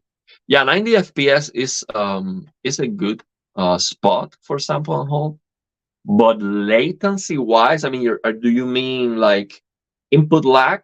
Because the input lag feels fantastic even at 60, especially you have this feature on this LG OLEDs on Game Optimizer here that at 60 FPS, 60 hertz, you can use this boost mode. It says prevent input delay. You can use this thing that says boost, and that's supposed to give you a better input lag. I've tested that. Sometimes I feel like, oh wow, big difference, but it might be a placebo effect. But my point is, even at 60 FPS, this 60 hertz, these OLEDs, they feel very responsive, and you can use 120 hertz and 60 FPS, and that's gonna feel more responsive too. So yeah, there you go. Even a lock. So if you use a lock, let me tell you, if you use a locked 60 FPS, 120 hertz output, you might get better input lag than 90 FPS with VRR. You might not. I would say almost for sure. I don't have instruments to test input lag, but I would say almost for sure 60 FPS, 120 hertz, you're gonna get a better responsiveness than 90 FPS with VRR. So now I would definitely use 90 FPS with VRR before 60, but I would even better use just 60 locked and OLED Motion Pro high. And now instead of getting around 90 FPS like in motion, you get like 158 FPS in motion. See, based on my testing, that's what I've come up with. So 60 FPS locked OLED Motion Pro high, that's what I would use for sure. Mystic says, I've tested Forspoken with FSR3 Frame Generation on my 4090 and 13700 KF, and my feelings were very good, almost the same as Frame Generation with Nvidia. He says he posted a video about it. I'll check it out. Yeah, interesting. So you compare both. Yeah, I think that the biggest difference is gonna be just the upscaling, because the upscaling DLSS looks better. I mean, it's so clearly superior because of all this grass. The DLSS is just resolving the detail a lot better. So that's gonna be I mean, I wouldn't consider using FSR3 in this game if I can use the DLSS with Nvidia Frame Generation, just because of that. The upscaling looks a lot better. But yeah, interesting you test that. I'll check that out. Child of Destiny says, I don't play fast FPS games anymore. Too many cheaters. Too many cheaters, man. All sorts of cheaters. Yeah, I've seen like you enter you enter, you drop from the plane, and then you get killed like immediately, and then you see someone on the replay from the sky locking into people immediately, like prr, prr, prr. He's just shooting and he's locking into people immediately and killing everybody. That's like, what is this? And you cannot even play. You respawn again. It's the same thing. Uh, yeah, but when it works, it's fun, I guess. Uh, Victor Jenkins says 4070 Ti level of GPU is enough for 4K. If you don't care about ray tracing and tweak settings a little bit, much better to spend more money on displays than $2,000 on 4090. Yeah, I agree. I mean, that 4070 is better than the 3080, especially with the frame generation and stuff. Just having those features. That's a great GPU. TW says, buddy, you need a new, impressive new TV for more new content. Yeah, that's true. I mean, if I could, I was thinking when the S95B dropped to $1,000, I thought about buying it, but I didn't. Yeah, I mean, it would be great for the content. I mean, I wish I lived close to TKK and we could make more content together. That would be awesome. He has all the TVs. I mean, I have so much content, so much ideas that we could do if that was the case. But yeah, we live far away. But yeah, man, I mean, maybe things are gonna change in the future. There's a lot of things I need to take care of first. I cannot start just buying gear to make content for the channel, because you also have to understand, I do this YouTube because I like it, but at some point this becomes a business, okay? Because at some point you're doing it for money too. Like, you're not gonna release a video like every single day, try your best. That becomes work, okay? Because if it's for fun, I release a video when I feel like it. See, I don't have any commitment. It's no problem. I don't care if the video gets views or not. But once your channel starts growing, you need to think about it as a business, okay? And you see, I have no merchandise. I have no sponsors. I never ask for money, nothing. But at some point, I will have to definitely figure out how to take advantage of the platform that I've created with so much effort, because this takes a lot of effort. So my point is, if I start buying gear, then it's not a business. It's a liability, because I would spend more money than what I am making. And actually, I've spent more money on the channel than what I've made. Okay, so I'm still at a loss, but I enjoy doing it. But yeah, at some point it might change. I would love to have new impressive TVs to have content for the channel. I definitely have a lot of ideas.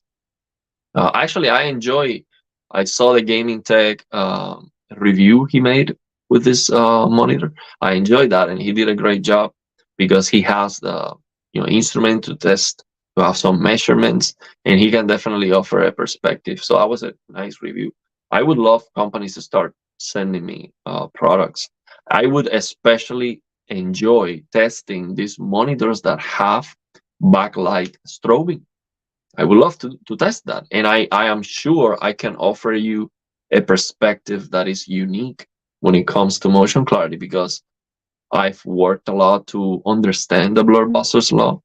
And I could definitely tell you, this monitor has better motion clarity than this monitor, 100%, no question about it. And I would have a chart, and I would maybe have like a specific, like a quality, like a quantity, like a way to quantize, like, how do you say that, like a quantitative evaluation. Like, it's not only subjective, you get what I'm saying, like a number. Okay, this monitor is this number, this monitor is this number, so objectively this is better than this, and also offer you my subjective opinion. So I would love to do some kind of reviews and stuff if the company starts sending me products, but the channel's still small.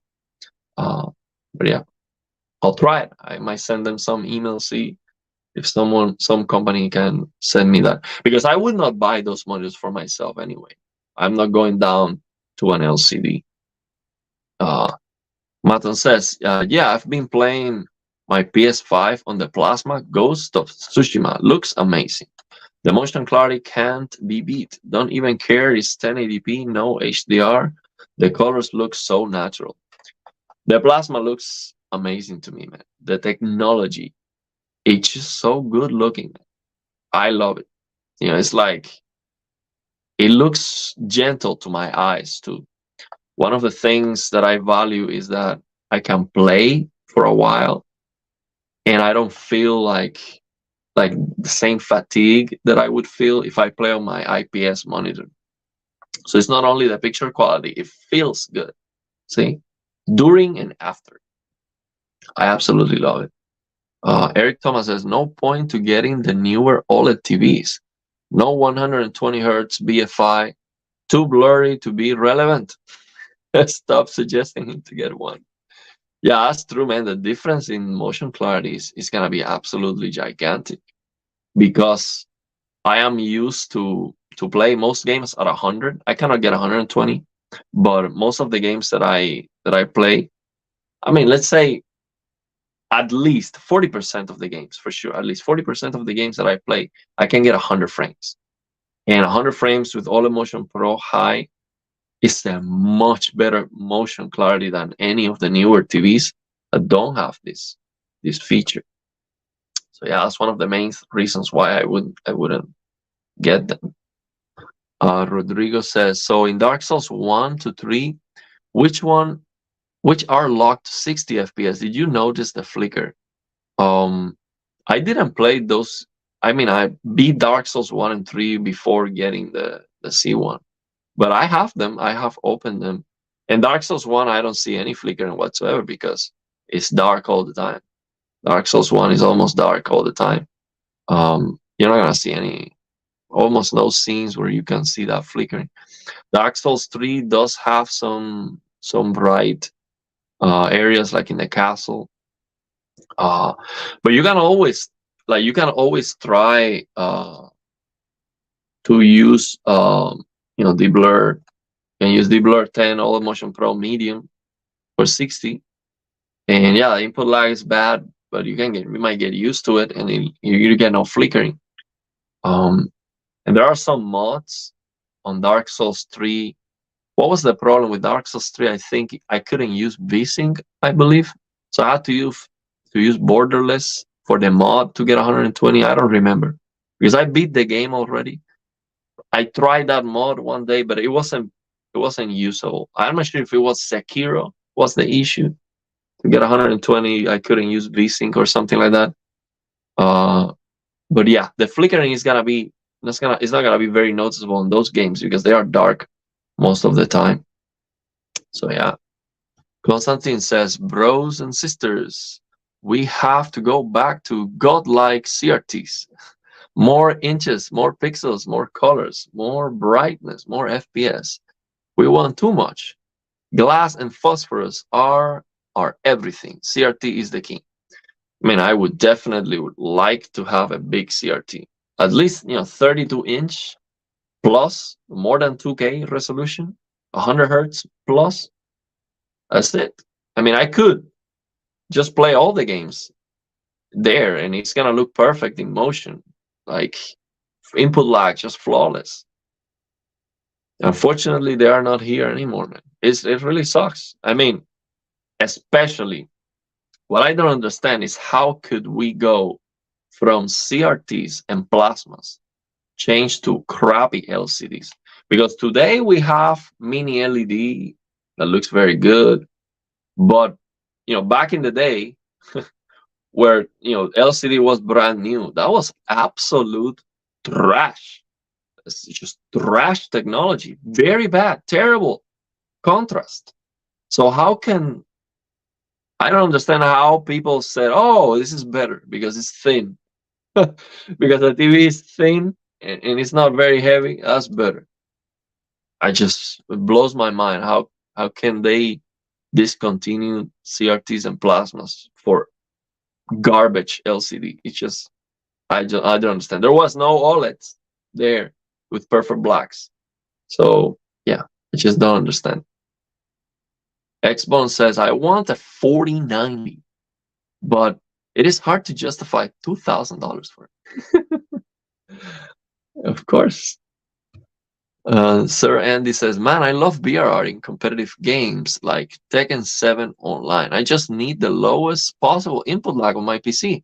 Well, let me tell you, Tekken 7 online is 60 FPS, if I'm correct. It's not 120. So if you want the lowest input lag, you do not use VRR. You turn off VRR, you get 60 FPS, 120 hertz, and that's the best input lag you can get. Or use 60 FPS, 60 hertz boost mode, which is gonna do something similar. And you're not going to get double images as a sample and hold, because what I was talking about at the beginning, 60 FPS, 60 hertz, sample and hold should look in motion like 60 FPS, 120 hertz. So that will give you the best input lag. So turn off VRR. VRR increases the input lag. Okay, that's what you the best you can do. Gleaming TV says, did you watch Digital Foundry's new video on Alan Wake 2's graphics? I mean, you guys know when I am making these rants, I am clearly referring to Digital Foundry. But the thing is, I will never directly talk about any content creator, because I consider any content creator on YouTube to be my colleague. Okay, so you will never see me just talking bad about anybody. Okay, and it is okay to disagree. They have their own opinions. They like CRTs and motion blur at the same time. That seems like a paradox to me, but that's their opinion. Okay, I disagree with many of their opinions. And to be honest, the reason why I made so many videos about Alan Wake 2 and thrashing it and ground and pounding Alan Wake 2 is because I would like to in some way defend the gaming community against this trend, which I consider to be very, very bad. If we put Alan Wake 2 as the best, this is like a generation defining game and all of that, that is sending a message to these developers that I don't want to send. See? Yeah, because of Digital Foundry, I made all those videos. But I would never directly just make a video and say I disagree or whatever. And it's okay to disagree. There's nothing wrong with it. I'm not offending anyone by saying that I don't agree with what they're saying. But you know that I get emotional. So if I make a video like that, it's gonna have a lot of views, but I'm not gonna do that. See, just to say, oh, I disagree, that's wrong. And they do a great job. They do a great job. If you want to know, I don't want to get I don't want to get salty, but I was gonna say, if you want to know how good ray tracing is, watch a Digital Foundry video, because if you turn it on your own PC, you might not notice the difference. But that's being salty. But you get what I'm saying. They are great in what they do. They know a lot. And when it comes to rendering techniques and all of that, they know a lot more than me, for sure. And they also receive information and documentation from game developers. So that's why you see that they have the exact words to define each rendering technique and all of that. And they do a great job with side-by-sides and all of that. The thing is that I still disagree, because when I tested on my own PC, it doesn't look great. That's okay. We can disagree and still be friends. No problem with that. Mystic says, I kill it here. Yes, this was thank you for the support, man. He just saying, hey, just giving you some support for your work, my brother. Thank you very much, man. I appreciate it. Constantine says, have you ever wondered about the motion clarity of professional cinema projectors, film or laser based? Yes, I've wondered about it. I would love to test them. I can tell you this. I've seen here in the US like 2 movies on the theater, and they look terrible, man. Absolutely terrible. I watched this Star Wars movie. The audio was insane. I'm gonna tell you that the audio was like, wow, incredible. I've never heard anything better than that. But the picture quality was so bad, man, so bad because it was a absolutely gigantic screen, and it was just looking blurry, and the contrast, it was terrible. And this was before I got my OLED. Like I've never seen it after I got the OLED, and I've never go to any you know theaters, not like any movie uh theaters anymore. So I might go again, maybe try to find like a good one, see when a new good movie comes out or something, check it out. But the thing is, I'm not a big fan of movies. So then I go and see a projector that has no perfect blacks and it looks blurry because it's just a gigantic screen. Then it's not gonna be. If I give you my review, it's not gonna be a good one. But the audio is fantastic. I can tell you that. Wow, the audio is just insane. One up world. What is up? Plasma, do you play any multiplayer games? No, man. And the reason is I like to play with controller, and I feel at a disadvantage when I play. If I play Call of Duty with a controller, like when I had some friends that I've played with them Call of Duty, friends from Cuba that they are here in the US. We play together. I play with a mouse and keyboard, but because of my setup, I don't. I'm not like comfortable. I would need to get a desk here so I can have my mouse and keyboard, then have the TV over there to be comfortable. So with this, I'm at a disadvantage because with a mouse I am better.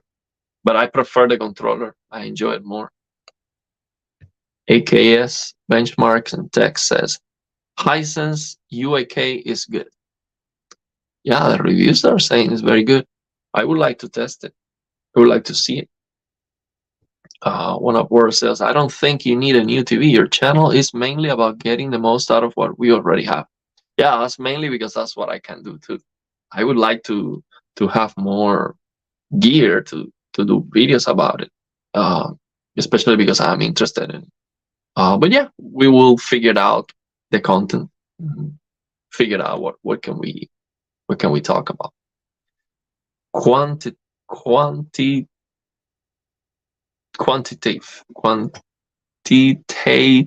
quantitative. That's the word I was trying to use. Texan Warlord says, I've had an HDR monitor and never enjoy it until discovering your videos and the 2.2 gamma auto HDR, etc. Now games look incredible in HDR. Thank you so much for your videos. Keep up the great work. Well, thank you very much, man. I'm happy to hear that. That's awesome. Really, really happy. Victor says, is there any point in high-end LCDs? Some of them are more expensive than OLEDs. Yeah, there is a point. I mean, you see this a gaming tech review with this LCD monitor. The full screen brightness was 880 nits. Okay, if you look at a bright sunny day scene on a game, you have an OLED. In comparison with that, it's just not gonna be even close. The vibrancy and the brightness is very important. The thing is, it is also very important, and I would say even more important, to get those perfect blacks and that micro contrast that you can get with OLEDs. So I would say they have their strengths and weaknesses. And I do believe that once we get it better and better and better, because they are gonna keep pushing LCDs. Okay, that's not gonna go away just because they're cheaper. So once it gets better and better, like more dimming zones, better algorithm, there's gonna come a point where, yeah, self-emissive is better, but the difference is like very small, and then the LCD might be a lot cheaper and no burning risk and might be brighter, who knows. So there's definitely a point in trying to keep improving LCDs. Just don't make them more expensive than OLEDs because they are not better. That's the thing. They have to be cheaper. That's the whole. That's the selling point. That's the whole thing. Like you have to make them competitive in price. Otherwise, I wouldn't go for them. Tony says, "Good evening." Oh, I wonder where are you? Because here is where I am is afternoon. I hope from you to make a video that is better tuned to the game Gran Turismo. Thanks. I don't have a PS5. I don't have a PS5. I'm actually probably gonna buy a PS5, but because I'm traveling, so it's a gift. The PS5 is huge, and I'm not paying for luggage, so I'm gonna send it to a friend in Las Vegas. I'm traveling to Las Vegas, and then I'm not traveling with it. So then I'm not gonna record a video of me giving the PS5 to the kid, but maybe I'm not sure if I'm gonna have the opportunity because I'm gonna be there like 3 days only. Maybe record a video with the PS5, the menus and stuff. But the thing is, to offer my perspective and my take on the PS5 or talk about anything, I would need more time with it because if I just turn on the PS5 right now, I'm gonna have a TV, which I don't know which TV I'm gonna have. I would open the system level calibration and tell you, okay, on this TV, the logo is disappearing at this point, this many clicks or whatever. And I would open Ratchet and Clank, which is the game that I'm gonna get for the kids because I think that's the best game. I mean, if I'm going to give a PS5, I mean, to a kid, that's the game. Either Spider-Man or Ratchet and Clank. And I think that Ratchet and Clank is a better idea because Spider-Man, then I would need to buy Spider-Man 1, Miles Morales, and 2, and that's too much. So I would start with, Ratchet and Clank. Yeah, the game is gonna look fantastic. The HDR depends on the TV and stuff, but I'm going to be a beginner, basically, what I'm trying to say. Just opening the PS5, I'm not gonna be able to give you a very solid perspective. I might be able to tell you Ratchet and Clank looks fantastic or not, or whatever, depending on the display that I have. But I'm not gonna be able to offer a lot more than that. So yeah, Gran Turismo, from what I've seen, it looks very good, and I like it a lot more in comparison with Forza, especially the color grading. So aside from the graphical fidelity, the color grading on Gran Turismo is so much better. The nighttime, especially, it looks so much like darker, like deeper, darker. Not because Forza has raised blacks, because it doesn't. And during the day, it also looks more vibrant. So the colors are more, they're nicer. It just looks better, in my opinion. Regardless, and I'm gonna end soon. Let me try to catch up with the comments. We've been 2 hours. I would never end this. It keeps going. So Eric Thomas says the biggest lie in gaming is definitely that DLSS is better than native. It is an opinion that Digital Foundry has that people have taken as fact. Here's the problem. TAA is not native. Okay. I made a video recently showing you this game as an example that I'm playing, Asterios. Okay. And this game, as every single game coming out, has TAA. Okay. Or you can use FSR. If you turn that off, if you turn that anti-aliasing off, that's not 4K. I'm talking about I have 4K option. That's not 4K. Okay. If you look at the game without anti-aliasing, the thing is, most games coming out today, they don't even give you the option to turn off TAA. So you might need to have to use a mod or something. When you do that, that is not the way 4K looks. So you cannot say that TAA is native resolution when it is, you're not getting the sharpness. If you turn it off, you see that you are not getting the amount of pixels and the clarity that you should be getting.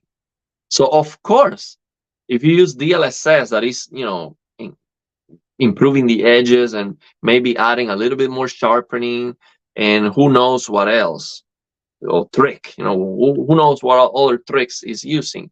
Now you say, oh, you see now DLSS looks better than native. That's not native. Okay, that's a problem.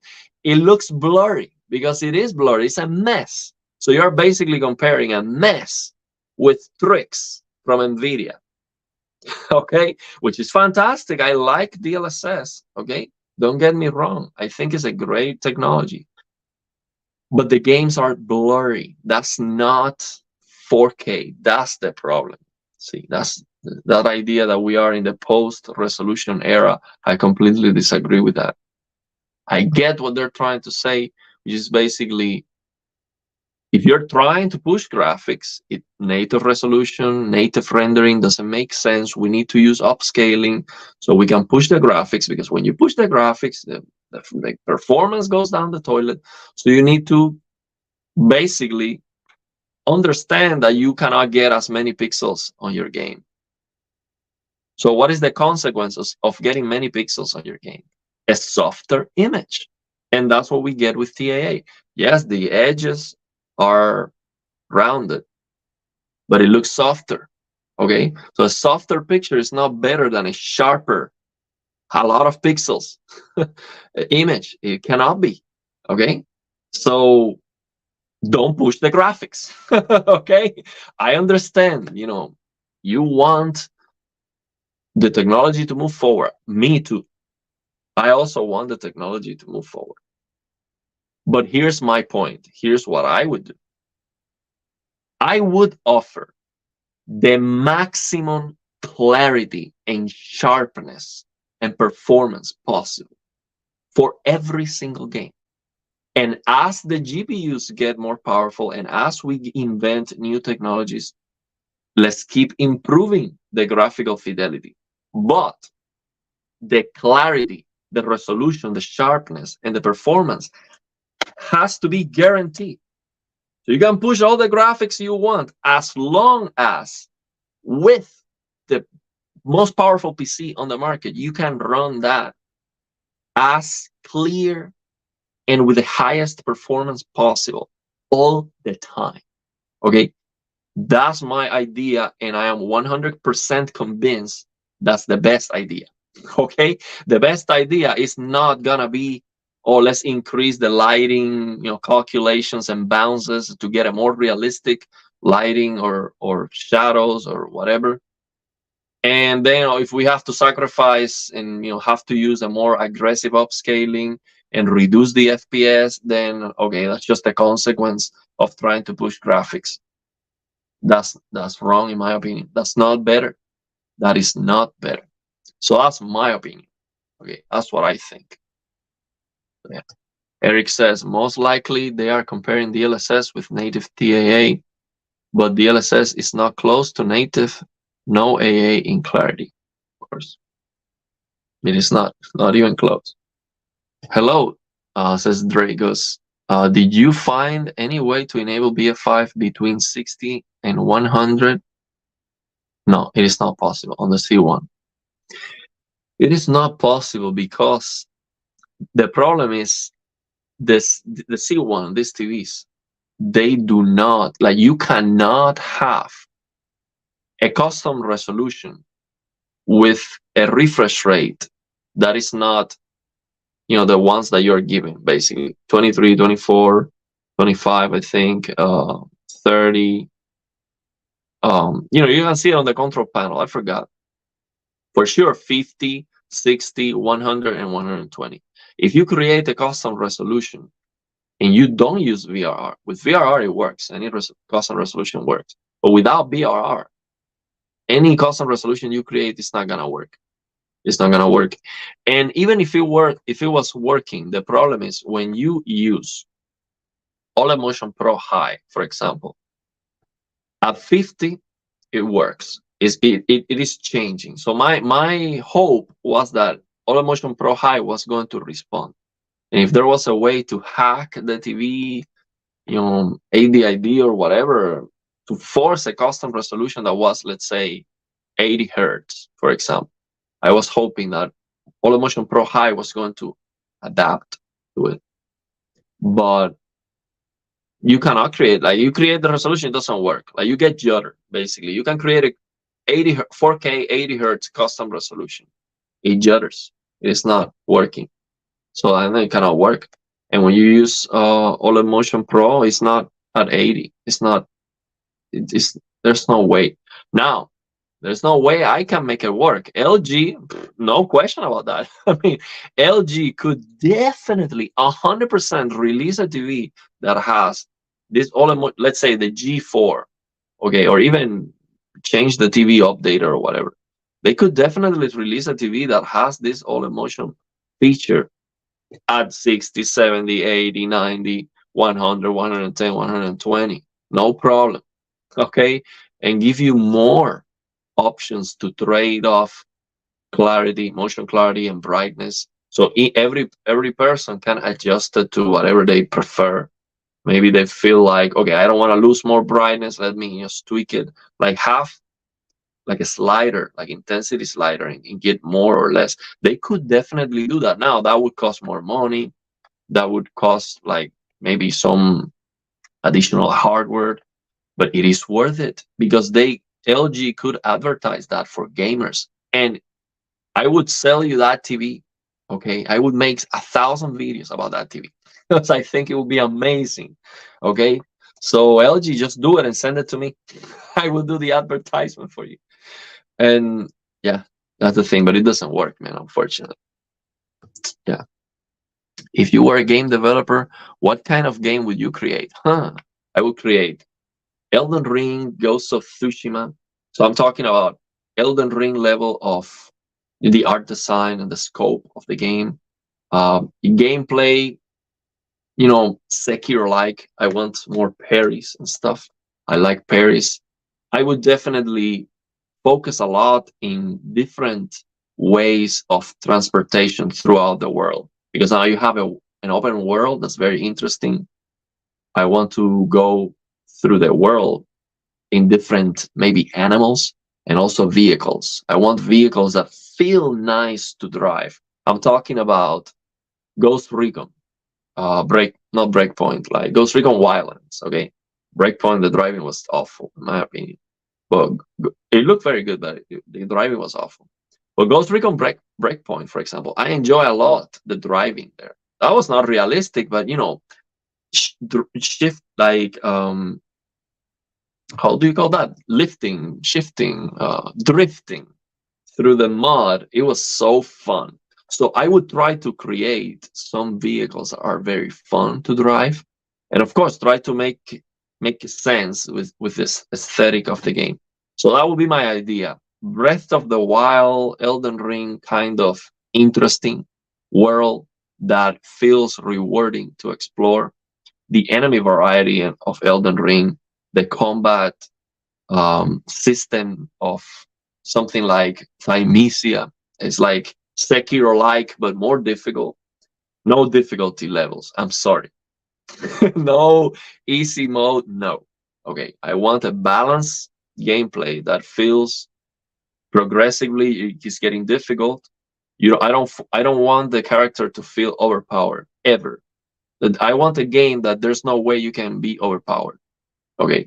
There's no way to cheat the enemy, that it becomes increasingly difficult all the time. It's fun to explore, very rewarding, very interesting, the insane enemy variety, and very fun to traverse throughout the world. But that could be anything.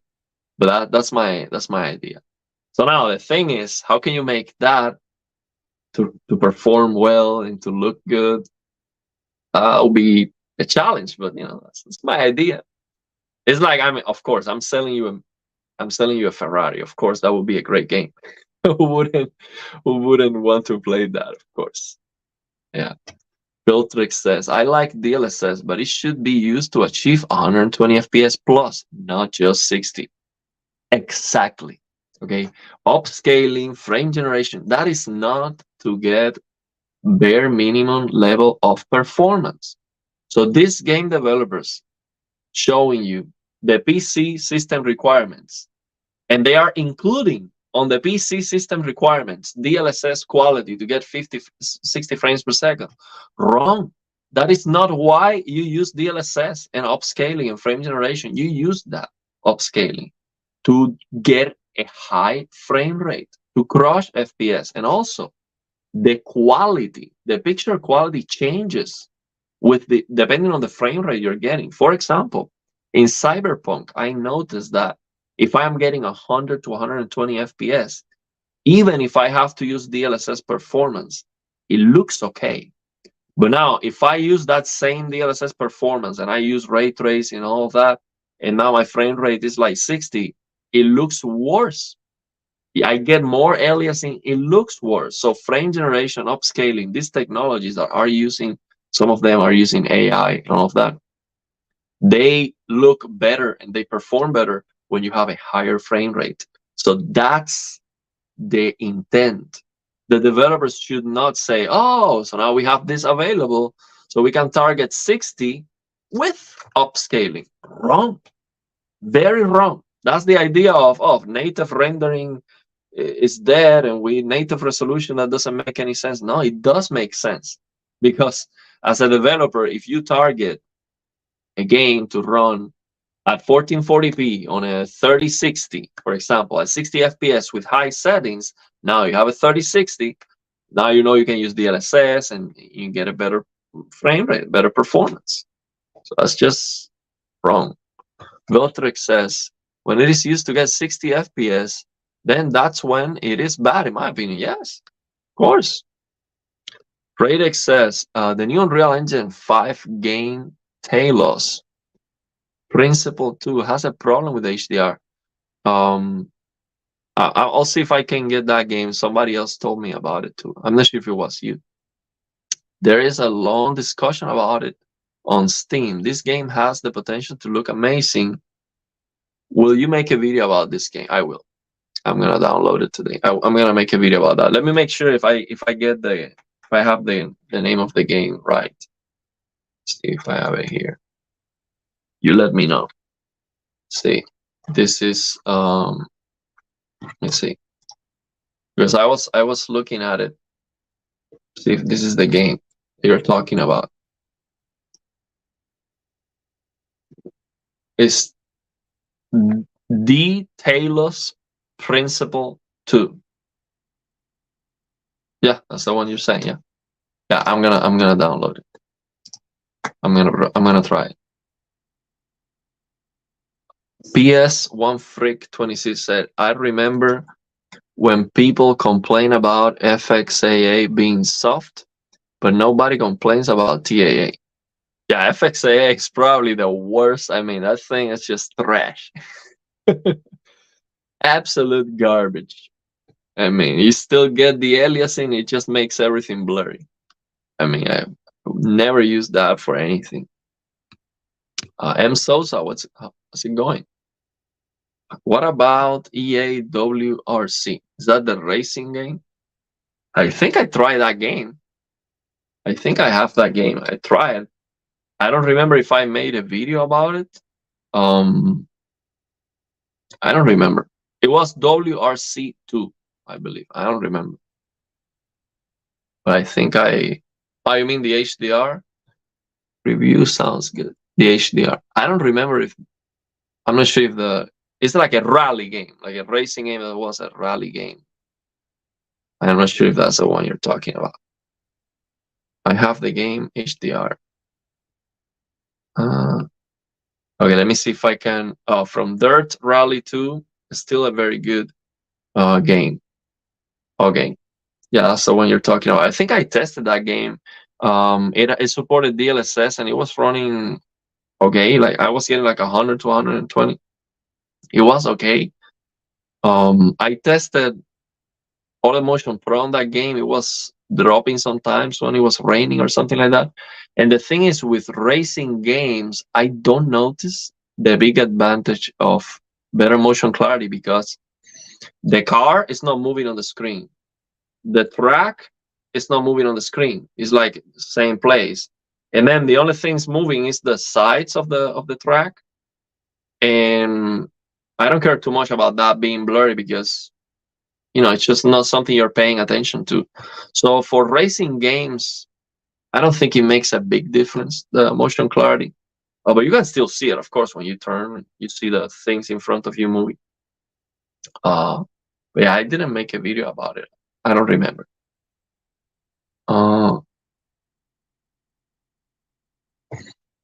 I have Dirt Rally 2 on PS4. Great game. The HDR was a mess to set up. The night track looks amazing, especially when the headlights breaks. Bugatti says DLSS makes new games playable on my budget PC. Yeah, DLSS is great. I mean, it's the best thing we have. But much better than TIA for sure. I think they forgot to add light shaft of God rays on EA. Yeah, let me try to wrap this up because I've been over 2 hours already. Let me try to.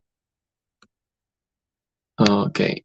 One Upward says, I think this push for heavy upscaling is good for console games because people play from their TVs sitting far away always. But it's not good for PC gaming. I mean, I would still use upscaling, but to get a very high frame rate. Victor Fitz says, do you think LG will return 120 BF5 in their TVs? I would say they have to. I mean, based on the reviews, forget about my opinion of the race blacks or whatever. Based on the reviews, WRGBs are just a second tier technology right now. Like, there's nothing. How can LG win in any category versus QD OLED? They have to go back and implement 120 BFI. They have to go back so they can at least claim, okay, your QD OLED looks very bright, more vibrant, better HDR. That's awesome. But the motion clarity of my LG G4 is far superior. And we're talking about 3, 4, 5, 10x better. Would you buy a display that has 10 times better motion? Of course you would. You buy a new GPU just to get 30% more frames sometimes. Best case scenario, double your frame rate. And you would need to buy a new GPU, a new CPU, a new PC, a motherboard, everything. So, of course, you would buy a display that would give you huge motion clarity improvement. That's what LG needs to understand. That's basically the only thing they can win on right now versus QD OLEDs. They have to. I think they have no choice. If they don't do that, they're just, I don't know, they don't understand what time it is. I just don't understand. Eric Thomas says, I think OLED is done with 120 BFI. I only see them adding more vertical refresh rate. Unfortunately, that might be the case. But they are very wrong if they do that. Victor says, I think in 2024, their main selling point against QD OLED will be 8K in all TVs. Maybe a B series still be 4K. Yeah, but here's the problem with 8K, man. You get 4K 120. For 8K to make sense, then you need 8K 240. Can you get 240 frames per second at 8K? No. So it doesn't make sense. Okay? It doesn't make sense, 8K, at all. Like that's the problem. But yeah, they can sell that because people don't know that anyway. So they can definitely sell it. So yeah, man, let's leave it there. We've been over 2 hours. I'm gonna read this last question. PS1 Freak says, when their TVs can run at 240 hertz, then the feature will potentially come back. Yeah, when they have 240 hertz, then yeah, you're gonna get from 60 to 1. You can get basically 240 hertz. You could have 4 milliseconds of persistence by just using black frame insertion, and you can get 4 milliseconds of persistence if you can get 240 FPS, 120 FPS. You can still get 4 milliseconds of persistence just with black frame insertion by reducing the brightness in half or more. And you can get 4 milliseconds of persistence at 60 FPS by reducing the brightness in 4x or more. Uh, but that's like a very lazy implementation. They should definitely, um, do better than that. So yeah, let's read the last comment. MR08 says, "Did you try the G3 in the store?" No, I didn't. Um, because you make a video that TVs with MLA probably will have bad black after G3 release. Can you confirm this? Yeah, it does. And can you turn off TPC and GSR on the G3? Yes. So the G3 removed the polarizer because of the MLA or for whatever reason or whatever the name of that is. You do get raised blacks under lighting conditions. So now, how bad is that? I haven't seen it. How would that compare with QD OLEDs? I guess because most reviewers are not complaining about it. I guess that it is not as bad as QD OLEDs, but you definitely have to be in a completely dark room to get the best picture quality anyway. So yes, you do get raised black. So now to turn off TPC and GSR, you have two options. One, you can use the color control app on a PC. You can turn that off, or you can with a service remote. There is a video. There is a YouTube video which I share on the channel. I posted a community post with a guy that explains with a service remote on the G3. He explains how to get into the service menu to a real service menu to turn off TPC and GSR. And it's a code that you have to enter, then restart the TV, press this and that. It's not easy, but it can be done. It can definitely be done. And I posted a community post, so you can check it out. Go back on the community post here on the channel. You will see it. I shared that video from a YouTube channel that's not, it's like a small YouTube channel, so it might be difficult to find. So yeah, let's leave it there, man, because 2 hours, 26 minutes. I appreciate you guys being here. Thank you very much for your support. Thank you to Mystic for the super chat. Thanks everyone to show up. And yeah, we are gonna keep making videos. We are at a point of no return. So yeah, the channel is gonna keep going up and up. And I will try my best moving forward to offer more. See, not only my opinion and I like this, or if I don't like it, then it's trash. Okay?